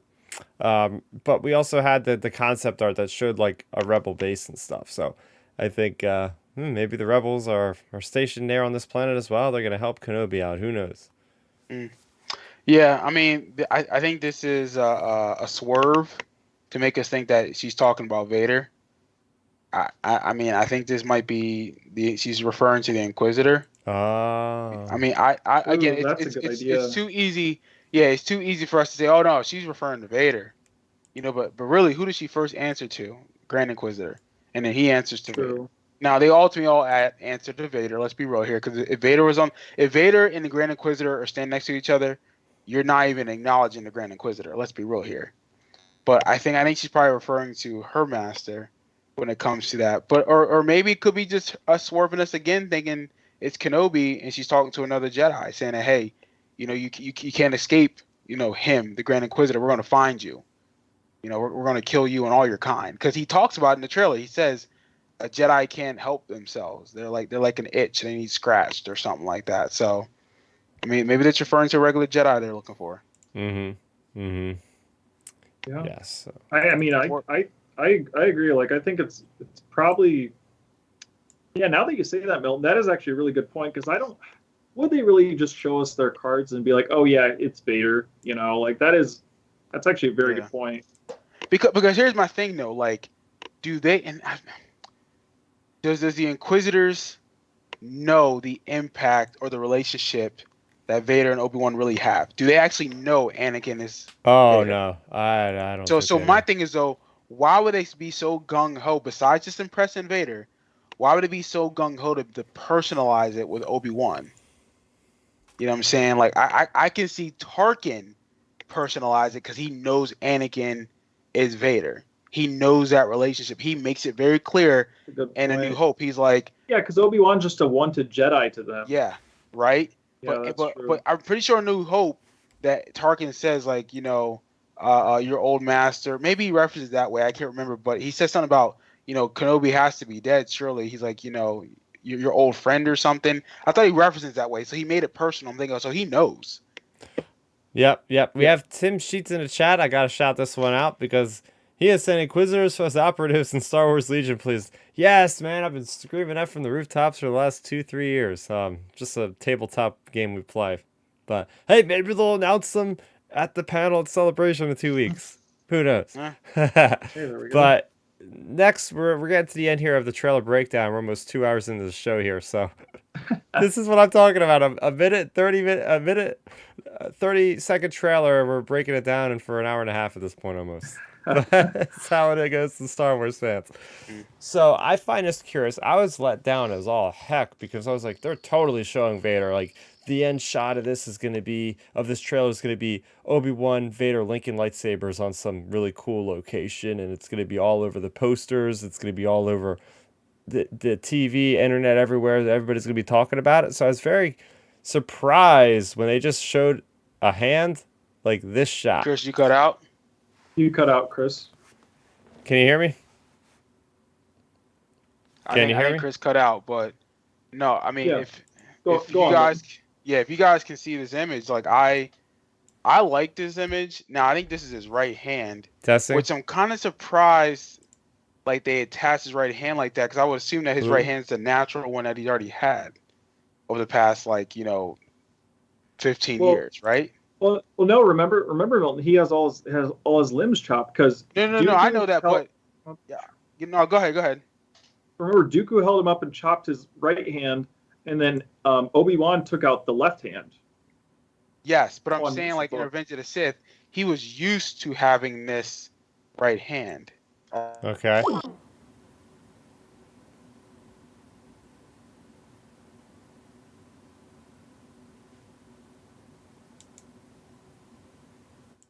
Getting into the weeds of things, but to me, can you hear me? Yeah, we can hear you. Okay. Chris, we can hear you. But to me, for a Kenobi show, like I think if you're gonna have him messing with his hand, I feel like you should have had him messing with his left hand because that's the one Kenobi chopped off personally. Right, but that's really mega nitpicking. But I think it's cool we're seeing. I think it's cool we're seeing this whole basically like getting worked on in the garage type thing. Like I think this will potentially be our first scene where we see Hayden's face. Maybe. Here's my whole take on this. So, why are they putting a new arm on him? Right? Why are they putting a chest plate on him? Like we've seen him in Empire Strikes Back when he goes in the meditation chamber. All they do is they take off the helmet and he does that. So this leads me to believe he got wrecked recently. He was in a duel with Kenobi. We heard rumblings that there's like multiple duels in this or something between Vader and Kenobi. Maybe Obi-Wan just completely shatters his armor and just takes him out. And this is Vader, like in the last episode, like putting everything back together and just gonna go and get revenge on Kenobi or something. Right. I mean, possibly. Like I said, I just love this shot. I think this is the money shot of the trailer. Oh, for sure. It's definitely the money shot. And it makes you wonder too, like how they'll do it. Because I know in some of the canon books, some of even the old legend stuff that's out there, when Vader was like in the suit and stuff, like he was always getting like worked on. They were always like basically the Empire was always, or the medical droids were always like touching it up. When he was always back in his chambers, like there are different things, like even it's old legend stuff now, but in different books they addressed like Vader was constantly having like when he would go back to like his base or his castle, like he'd basically be they would like remove his whole armor plating and everything, and then like he'd be getting his flesh and everything scrubbed and like replaced with different different medical things. So maybe this is another instance, like we talked about it earlier to start the show. Maybe this could be an instance they pull that out of old legends material, because like in some of the old legends material, like the Emperor basically designed his suit purposely to like so he's always in pain all the time. And that was part of it was, when, in some of the old legend stuff, like he basically, he would go in, his whole suit and everything would be stripped down. And then he would literally be getting like, because obviously since he was so burnt up, his flesh was just like basically slowly like almost decaying and just really bad. So like to prevent like infection, all that stuff, like they'd go in and rip his suit off and just scrub the heck out of him basically and just scrape away all that like dying material. So maybe we're going to get some type of a Vader like medical type scene like kind of mirroring some of that stuff from the old Legends material where he's actually getting worked on potentially. Like that's kind of like a guess for me if they pull more of the Legend stuff out, that is. I see. And here we have the other shot. I know you said this the money shot was the arm, but I think most people would probably say the money shot for them would be the chest piece, the chest plate, especially with the lights turning on. That's a cool touch. I mean, it's just like, this is Darth Vader. I mean, nobody else in Star Wars, nobody else in any kind of medium, any other thing has a chest plate that looks like this, right? Like this is synonymous with Vader. You see all the buttons on a black chest. This is Darth Vader. Yeah, no, it's a great shot. You know, I'm just it's a great shot. Like I said, anything with Vader in it's gonna be fire. Yep. And I'm looking forward to what they're gonna do with him. Oh, for sure. I thought this shot was really good. I personally preferred the arm one as well, just because it's like, hey, you know, it's his arm. But like you said, Chris, for like a lot of people, seeing his chest plate, like, hey, it's hype. And I think in the trailer, the audio, I don't remember if it's the sound of the helmet sealing or him breathing, but it's one of those two, like the audio.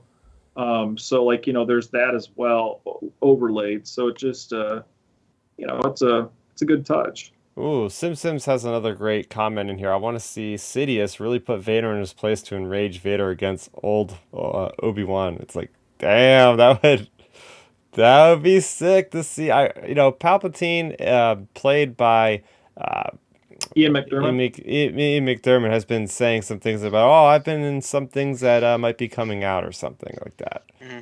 I think he's gonna be in this. You can't have Vader without having some kind of Palpatine. Right. And he'll probably be. I mean, do you think we'll see him actually like live action, or just as like a hologram or holocron? You know what I'm saying? Not holocron, hologram. I was gonna say way earlier in the show tonight, guys. I think there's the chance we get, say, Vader meeting with the Inquisitors and Emperor Palpatine calls in to talk to all of them, type deal. Maybe something like that. Okay. But I do think it's going to be a hologram. Like for me, I feel like it would have like leaked and been out there, and you know it would have just been out there. I mean, God, they revealed Hayden's in this show. Like, you know, I feel like we would have known by now if Ian McDermott was actually physically in it. I feel like it's probably going to be a hologram. But yeah, like you said, like he literally said, you know, he's around in one of these upcoming shows.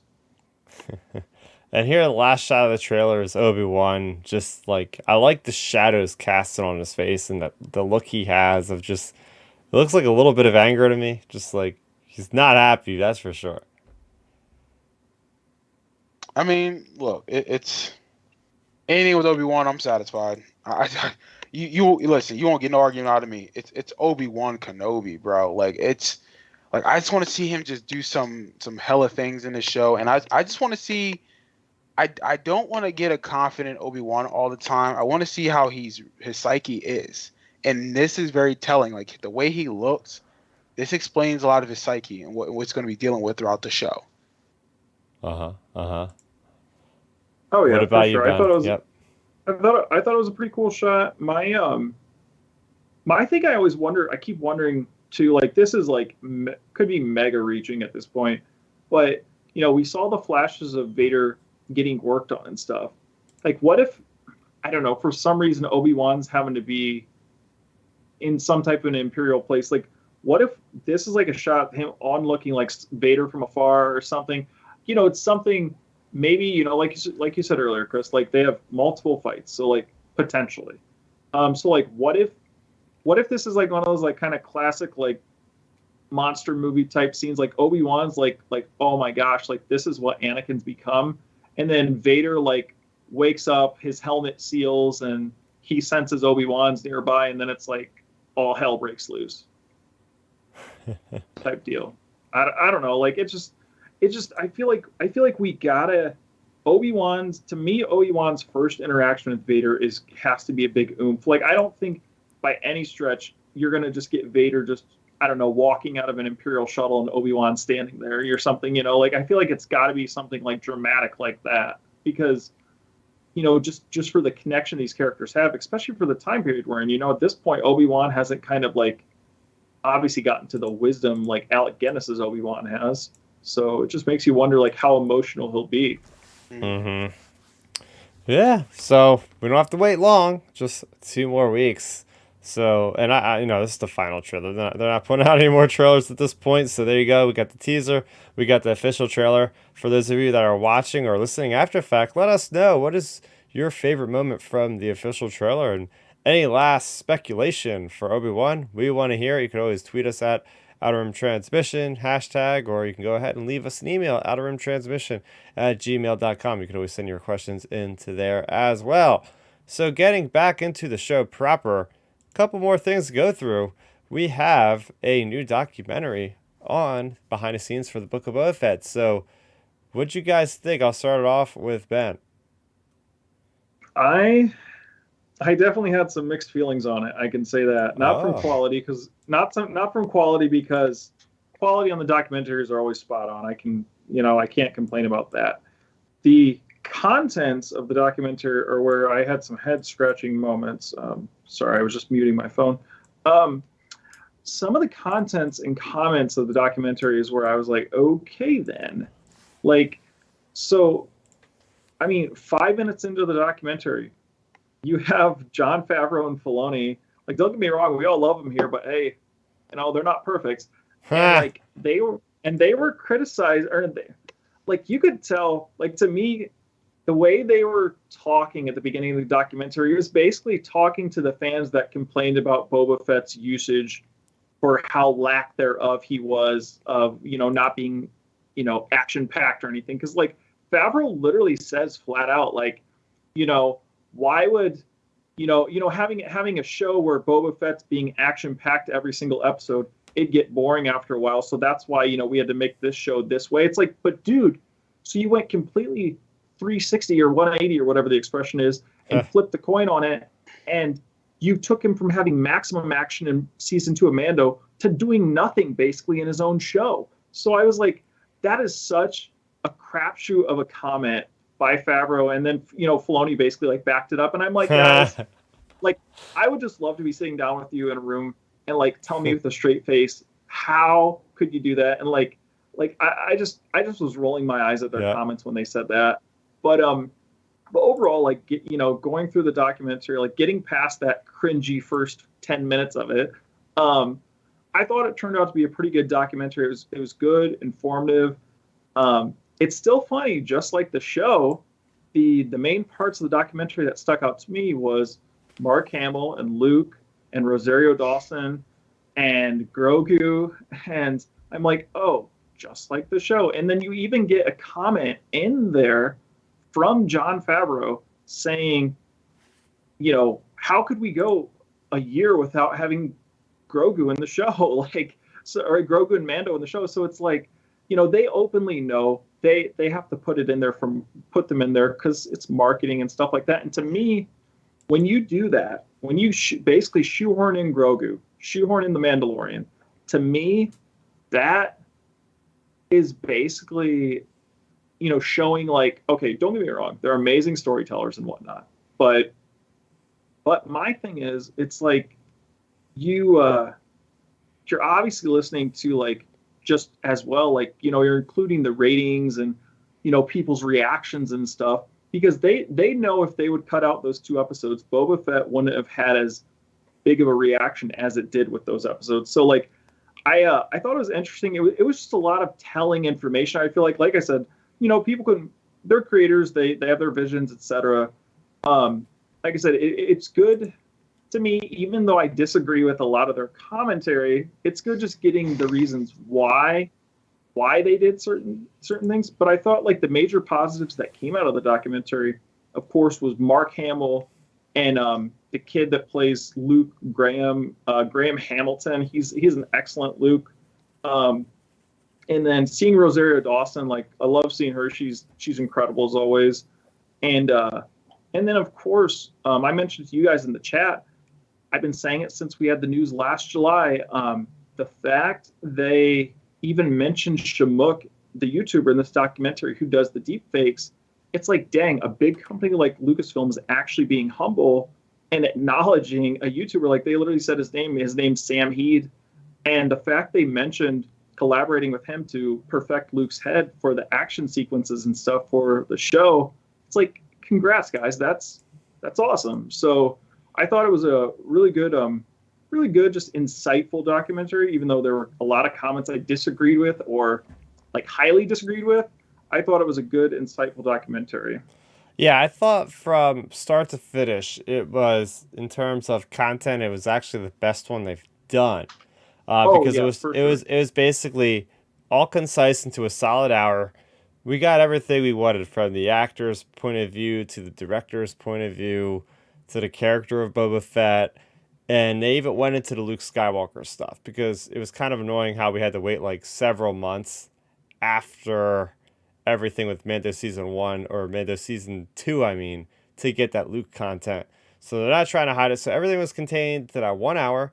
And then they really went into depth. I thought one of the interesting things was with the mask, with Cad Bane's mask. Yeah. That was super impressive, with the Ithorian, how there was a person in that, and how that was a practical set, how they showed the Rancor, how that was a gigantic practical set. So like the actually movie making-esque stuff in this for me was a thrill. What about you, Milton? Did you get a chance to check this out? Sorry, guys, I didn't watch it yet. You're good. But I'm glad I didn't, because I probably would have been annoyed with that first 5 minutes of the documentary. However, trust me, Milton. I was thinking of you. The first 10 minutes of the documentary, I was like, "Oh man, I wish I had a face cam on Milton right now," because I'd have been like, "What the hell?" Because even listening to that, I'm thinking like, that's illogical. Like, why would you? Again, you're depowering him for no reason. That's why we love that character.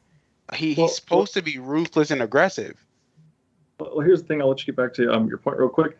Like the thing is with their comments, like you could tell they were talking straight at the people that were criticizing the show, because like the way Favreau and Filoni talked at the beginning of the documentary, it felt like they were a little almost kind of grumpier than they were like toward the end of it, like, and later parts of it that were shot. You could tell they heard the criticisms of the show, because they literally said like, oh well, it was. I just love the framing of the documentary, like, and I'm saying that in a sarcastic way, because they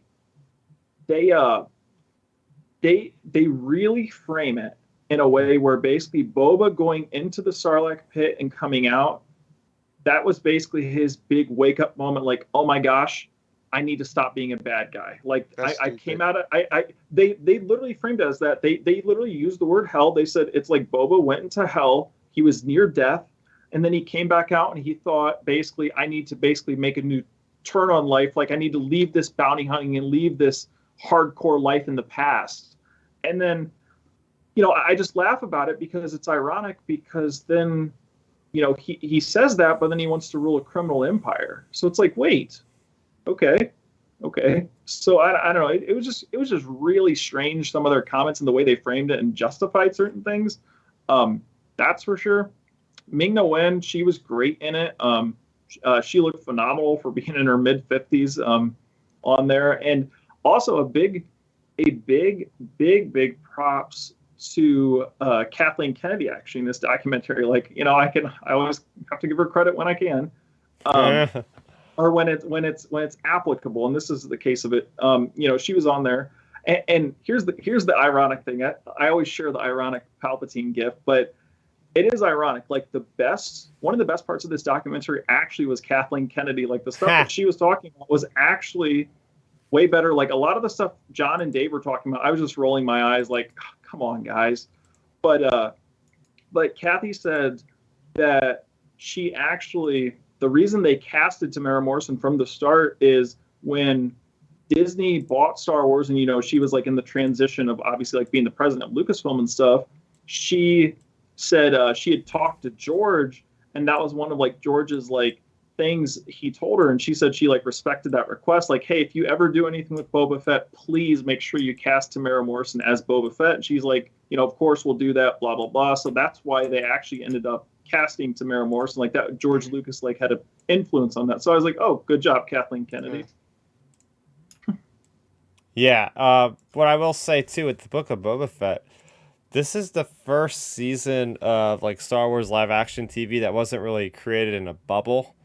right? So Yep. season 1, nobody knew what it was.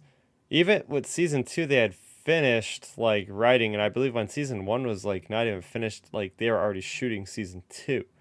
So they didn't have any preconceived notions of like any critical things out there on the internet. Whereas Book of Boba Fett, like they are making this when they already seen what was going on with people loving Mando season 2.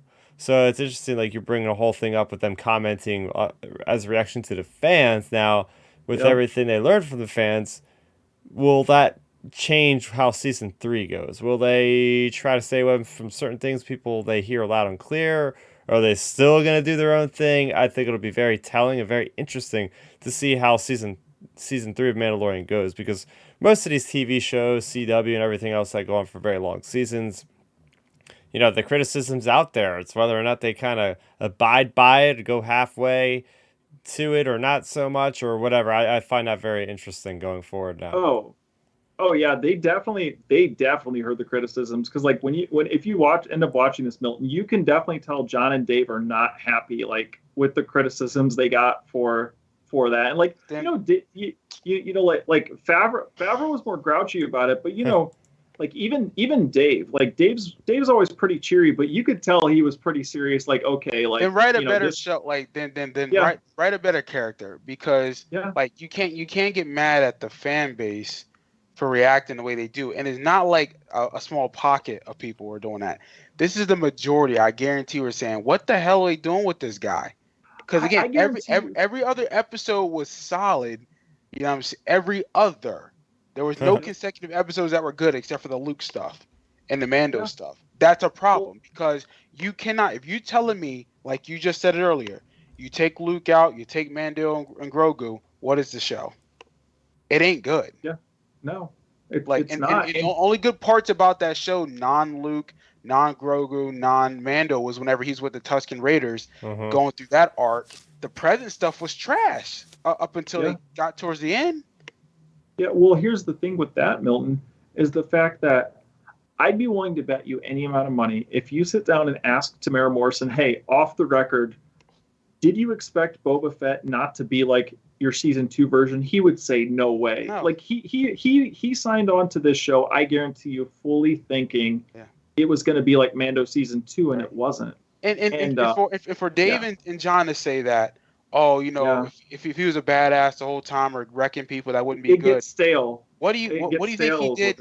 If that's the case, Mando season 2, he's wrecking shop the moment we see him. He threatened to kill Grogu. Here's the ironic part about that. So they straight up say, Jon Favreau and Filoni both say in this thing that they the Mandalorian was basically the Boba Fett show, but we had to make it into a new character, because we wanted the new character just to be a lone gunsman, blah blah blah blah blah. But that's what Boba Fett was, and then they say all this stuff about Mando, and basically it's great. And Mando's part of the documentary. They basically kind of pump him up, and I'm like, dudes, but you just sat here and said that's boring earlier in the documentary. Like, so what is it? And it all comes back to me, like it all comes back to Grogu for me. Yeah. Like I said, I'm probably not going to watch this documentary now, because it frustrated me throughout. Like, honestly. Yeah. And you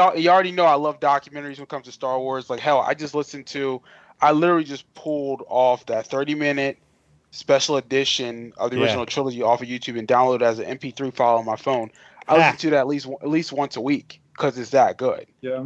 George does a good job explaining it. And George isn't that type of person. When he explains it, he's saying, this is why we're doing it. This is how it makes sense story-wise or technology-wise or whatever, to push this sounds like they're making just excuses of why people was butthurt. Yeah, they're mad because people didn't like how this show turned out.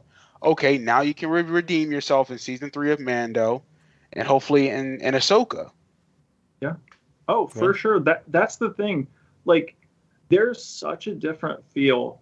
Like when John and Dave. Gosh, this podcast sounds like I'm just piling on Favreau and Filoni, but hey, criticism can come.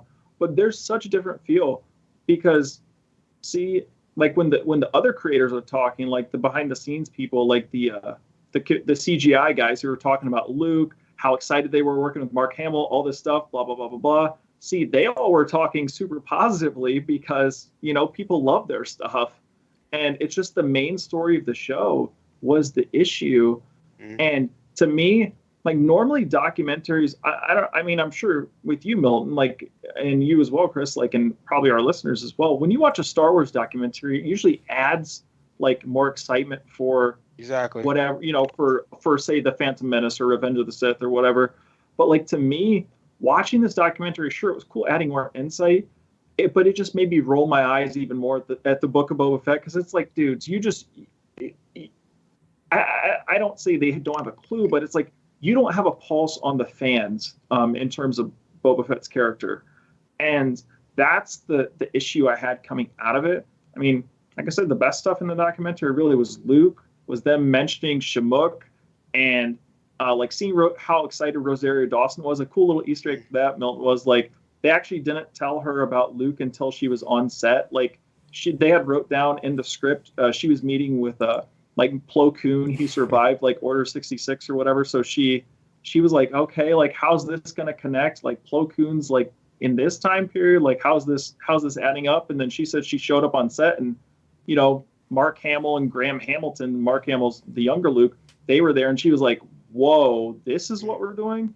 So like, seeing her reaction and stuff, that was cool. Yeah, overall the documentary, it's I'm not gonna watch it. I'm probably not gonna watch it. I'll be honest with you. I'll just whatever.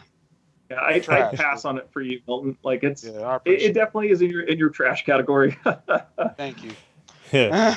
We also got another documentary this week. This comes to us from Apple, I believe, and this was something to do with the Mac, I guess, but it was Skywalker Sound. This came out on May the 4th, and I thought this was really cool. It was about 15 minutes on YouTube, and it was just about the various people that work at Skywalker Sound, from the people that like maintain their giant server base, which is insane. It was so cool. Like everybody that works there, all their computers are like hooked up to this huge like mainframe, so they get to pull all the sounds. So it was like talking to like one guy, like his early job when they first started was like categorizing like every single sound in Star Wars. So like he would like go through and like R2D2 beeps, he'd be like sad beeps, happy beeps, angry beeps and stuff like that. Like somebody's job was literally just sit there and listen to things and like just make descriptions of them for like the producers to like make it easier to pull the sounds when they were making it, the tracks and all that.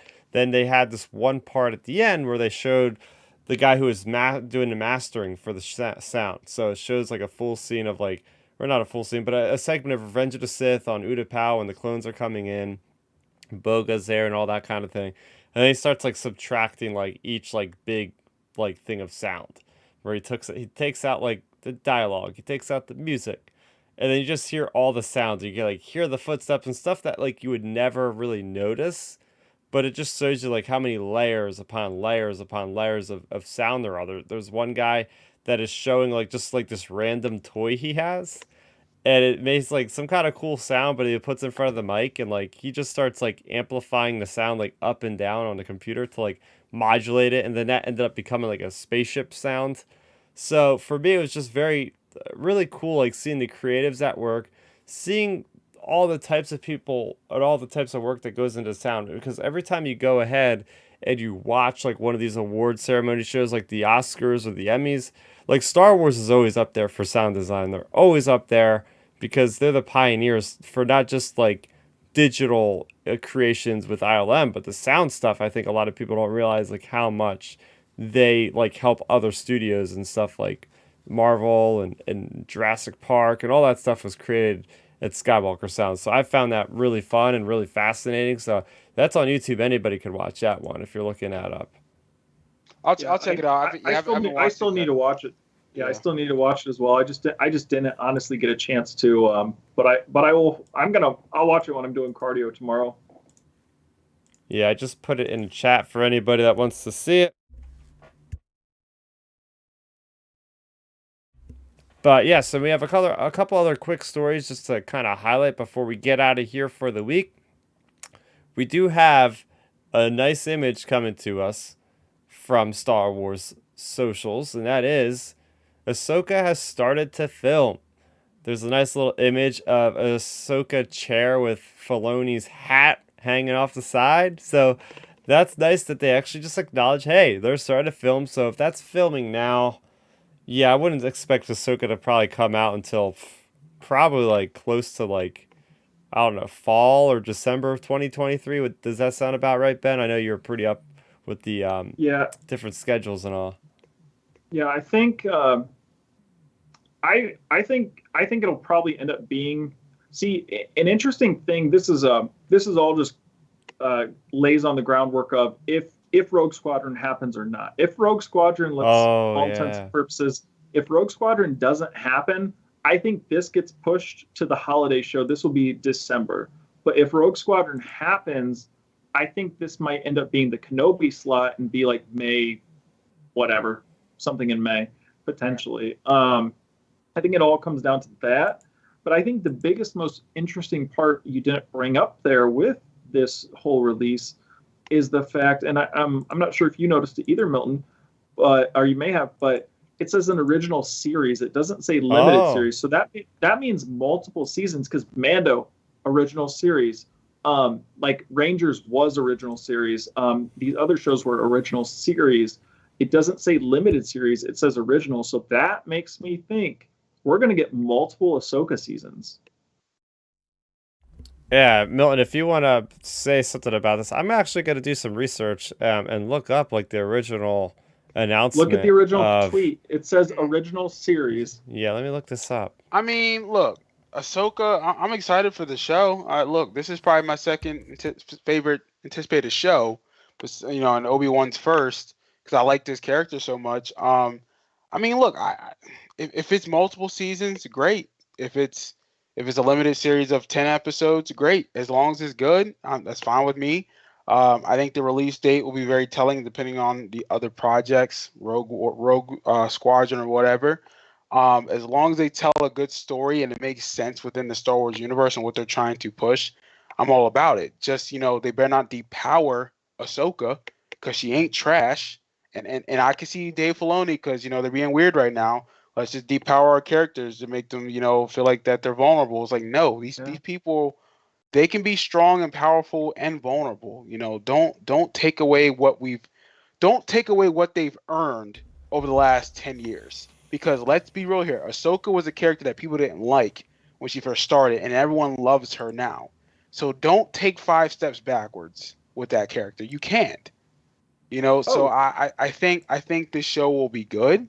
I'm guaranteeing you that Obi-Wan's going to be fire, and I'm pretty sure Ahsoka will be good, because we love the characters and we do trust Dave. However, Dave, get out your way if you're going to be acting like this, like you did with Boba. Like, be true to the character. Like that's you and George's baby. Be true to that character and just tell a good story. If it's 1 season, 2 seasons, 3 seasons, I'm all about it. I don't care. Yeah, I think the thing with go ahead. I was going to say, I think the good thing with Ahsoka is we're, like you said, Dave's writing all the episodes, from what I know up to this point anyways. Dave's doing all the writing, so, at least there'll be a cohesive story. And it makes me really think as well that, they have Hayden in house already. Like, why wouldn't you have him signed on for this show? Like, I think Hayden's Force Ghost, if I had to guess at this point, I would say it's like a 70% chance of happening. Like, he's got to be in it. Wait, they already announce Hayden's in it? They actually, yeah, they did. Never mind. Variety, and they've reconfirmed that in another article too recently. Yeah, that's true. Yeah. But did you find the original tweet, Chris? I did, and I'm gonna read this out. This is an article on StarWars.com saying upcoming announced projects. It says Ahsoka, after making her long-awaited live-action debut in The Mandalorian, Ahsoka Tano's story, written by Dave Filoni, will continue in a limited series starring Rosario Dawson, executive produced by Dave Filoni and Jon Favreau. Here's my 2 cents on it. I think that since Rangers of the New Republic got canned, probably, they're just like, okay, let's just do another season of Ahsoka. We'll roll some of the Rangers stuff into the various other projects and expand Ahsoka to kind of pad out the story a little bit more. I don't know. Yeah, well, did you just say limited or original series? It says limited. That's so weird because on Star Wars' Twitter, let me see if I can scroll back when you're going over it. But on Star Wars' actual Twitter account, they put original series because I saw several other people post about it too, like retweet the tweet. Let me find it real quick. Well, yeah, I mean, either way, regardless. Also, so what I'm wondering as well when it comes to these shows, because conceivably, a lot of them were shortened because of the pandemic. So it makes me wonder, are they actually going to be having longer seasons on some of these? Because, like, look at Andor, it's 12 episodes. So it's like, are we going to have, like, longer shows eventually? Yeah, it could be. How many things are in the hopper and whatnot. But going back to Milton's concern, I feel like, yeah, now Boba Fett, he dealt with a lot in the Clone Wars. So, but he didn't create Boba Fett. He created Ahsoka. Right. And as the article said with the writing, he hasn't really done wrong for the character yet. So I can't imagine, like, especially with live action, he would really mess something up. No, I don't think he will. You just never know. And I hope not. I'm assuming he won't. Yeah. But Oh, besides, no, definitely not. Yeah. Besides, Go on. did you pull that up, Ben? What date was the Ahsoka announcement? Because I was just looking, because I've tweeted so many times. Because I have the tweet requoted. Yeah, I think I remember. Oh yeah, December 10th, 2020. It's supposed to be. Wait, what? December 10th, 2020 is when he announced the show. Oh no along no with no everything no. else. Oh no, I was saying, what day was it this week or last week that Ahsoka, they announced her filming? Like, because they posted about it on their Twitter and stuff. I was just looking on my Twitter because I had It was like retweeted I the think tweet. it was on. I think it was a week ago. I think it was on a Friday Oh, because okay. it wasn't on May Let the me- 4th. All right, let me pull it up real quick because So I had just posted. Go on, Milton. Are you guys trying to confirm if it's a limited still? Yeah, basically. I mean, yeah. I'm look. That's always going to. You never. Dude, they could say it's going to It be says limited it- or not. It says it on the actual website though. It says Ahsoka in the article title. It I says mean, original honestly, series begins production. That's what I'm saying. So it could always change though too. I It think could it just change. depends on that first season. Let's just. Yeah, I'm not sure. Yeah. Yeah, but besides the live action, we did get a really cool cover for The Princess and the Scoundrel, which is that tale that's going to be told about Leia and Han Solo getting married. So it's definitely side-by-side comparison. Looks very similar to The Courtship of Princess Leia, which is that classic Legends book. And the cover of this one looks fantastic because it's got that same kind of Legendsy vibe with the painting and all that stuff. It has the Galactic Star Cruiser in the background. That's the only thing that's got my negative thoughts. Is like I really hope this book isn't just a commercial for Galactic Star Cruiser because I think there's a lot of potential here with like just a relationship of Han and Leia and how Han had been out of carbonite and all that crazy stuff that happened to him. And it has the Imperial Remnant in it, which gets me very, very excited. Chris, check the chat. I found it. Okay. Yeah, But- so what do you think about that story, Bella? Do you think you would ever read something like that? Did you ever read the original Courtship of Princess Leia? Or? I'm pretty sure I did. It was a while ago. I think that was the second book in that. What's the second book in the? It was after the Glove of Darth Vader, I think. Oh. No, I can't remember. It's been a while, but I remember reading it once when I was a kid. Nice. It is, So- I mean, it was I can't good think- for what I remember. But like I said, I have to go back and honestly listen to it, or at least try to get an audio version of it. Mm-hmm. Because I hate reading books now because I do a lot of reading for work. Same here, Milton. Like, I'm totally in that audiobook thing. Like, I have a mega hard time reading actual books, Dude, which is yeah. really bad to say, but audiobooks are just so good. Like, they're Yeah. so good. Yeah, Chris, I know you're a book head, but I can't anymore, dude. My job requires me to read all the time. Now I need to just listen. Well, I think that about wraps it up for the recap of last week. Now, there was a couple like toy reveals and stuff like that, some cool lightsabers, helmets and stuff, but we could just have a passing glance at that because it's about all we have time for this week, unless you have something else you want to say, Ben.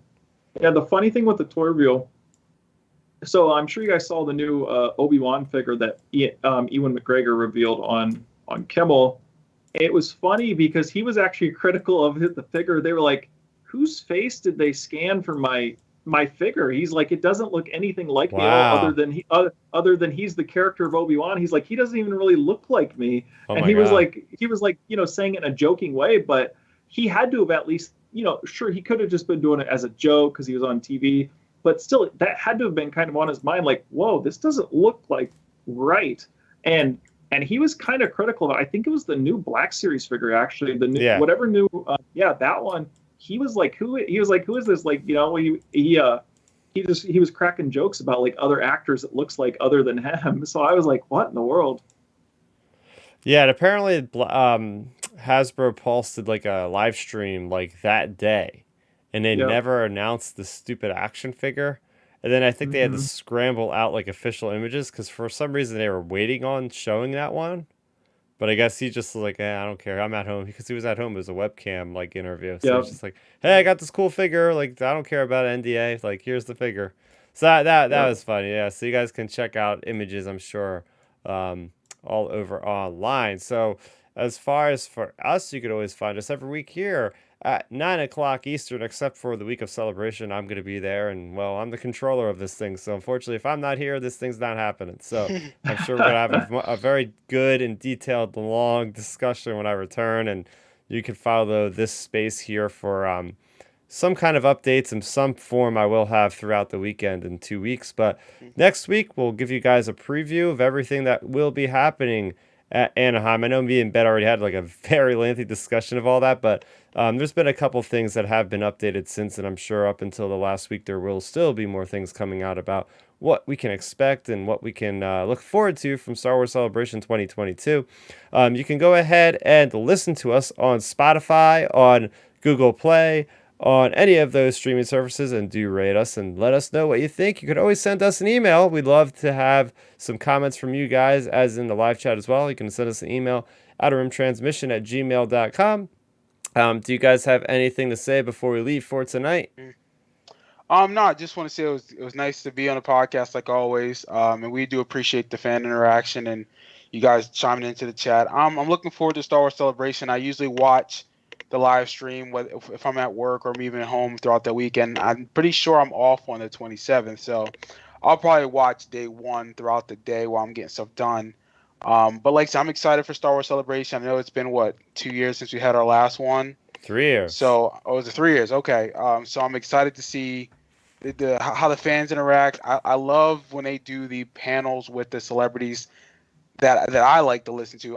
They're guaranteed going to do a Mark Hamill one again. He's so good when he does those. Unfortunately, he said he's not going to be there. Oh, he's not doing one this year. Okay. No. Well, it's all right. But like I said, I'll watch. But like I said, I really do appreciate being on the podcast, and I love that Hayden and Obi-Wan, Hayden and Ewan are getting so much love. Mm-hmm. Right now doing their press tour. So I'm happy for that. So if you want to follow me on social media, follow me on Twitter at MiltonWeber7, or follow me on Instagram at Milton7, or I'll take that back. On Twitter is MiltonWeber7. On Instagram is Milton7Weber. Oh man. Yeah, I think it's gonna be a lot of fun. Like you said, Milton, just seeing Ewan and Hayden, how much love they're getting on their press tour, it's awesome.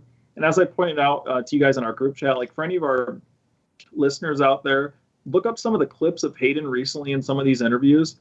I mean, he said he watched Clone Wars to prepare for Anakin in this time period, and he legit sounds like Matt Lanter's Anakin. Like his voice inflection, the way he's talking, he 100% sounds like Matt Lanter, which is so weird. So just throw that out there for anybody wanting to look up some more stuff about Kenobi. And then for me, you can just find me at Real Ben Maynard on Twitter and Instagram. You can definitely stop by Instagram. I'm basically just posting about every day. We're basically going through a big fat loss phase over the next 6 months, right. Basically getting super lean, and I'm basically posting all my workouts, my diet. This week I'm down 3 pounds actually already, so great start to it. And it'll be fun just to continue to post and keep you guys updated on the weeks and months to come on this basically fitness transformation.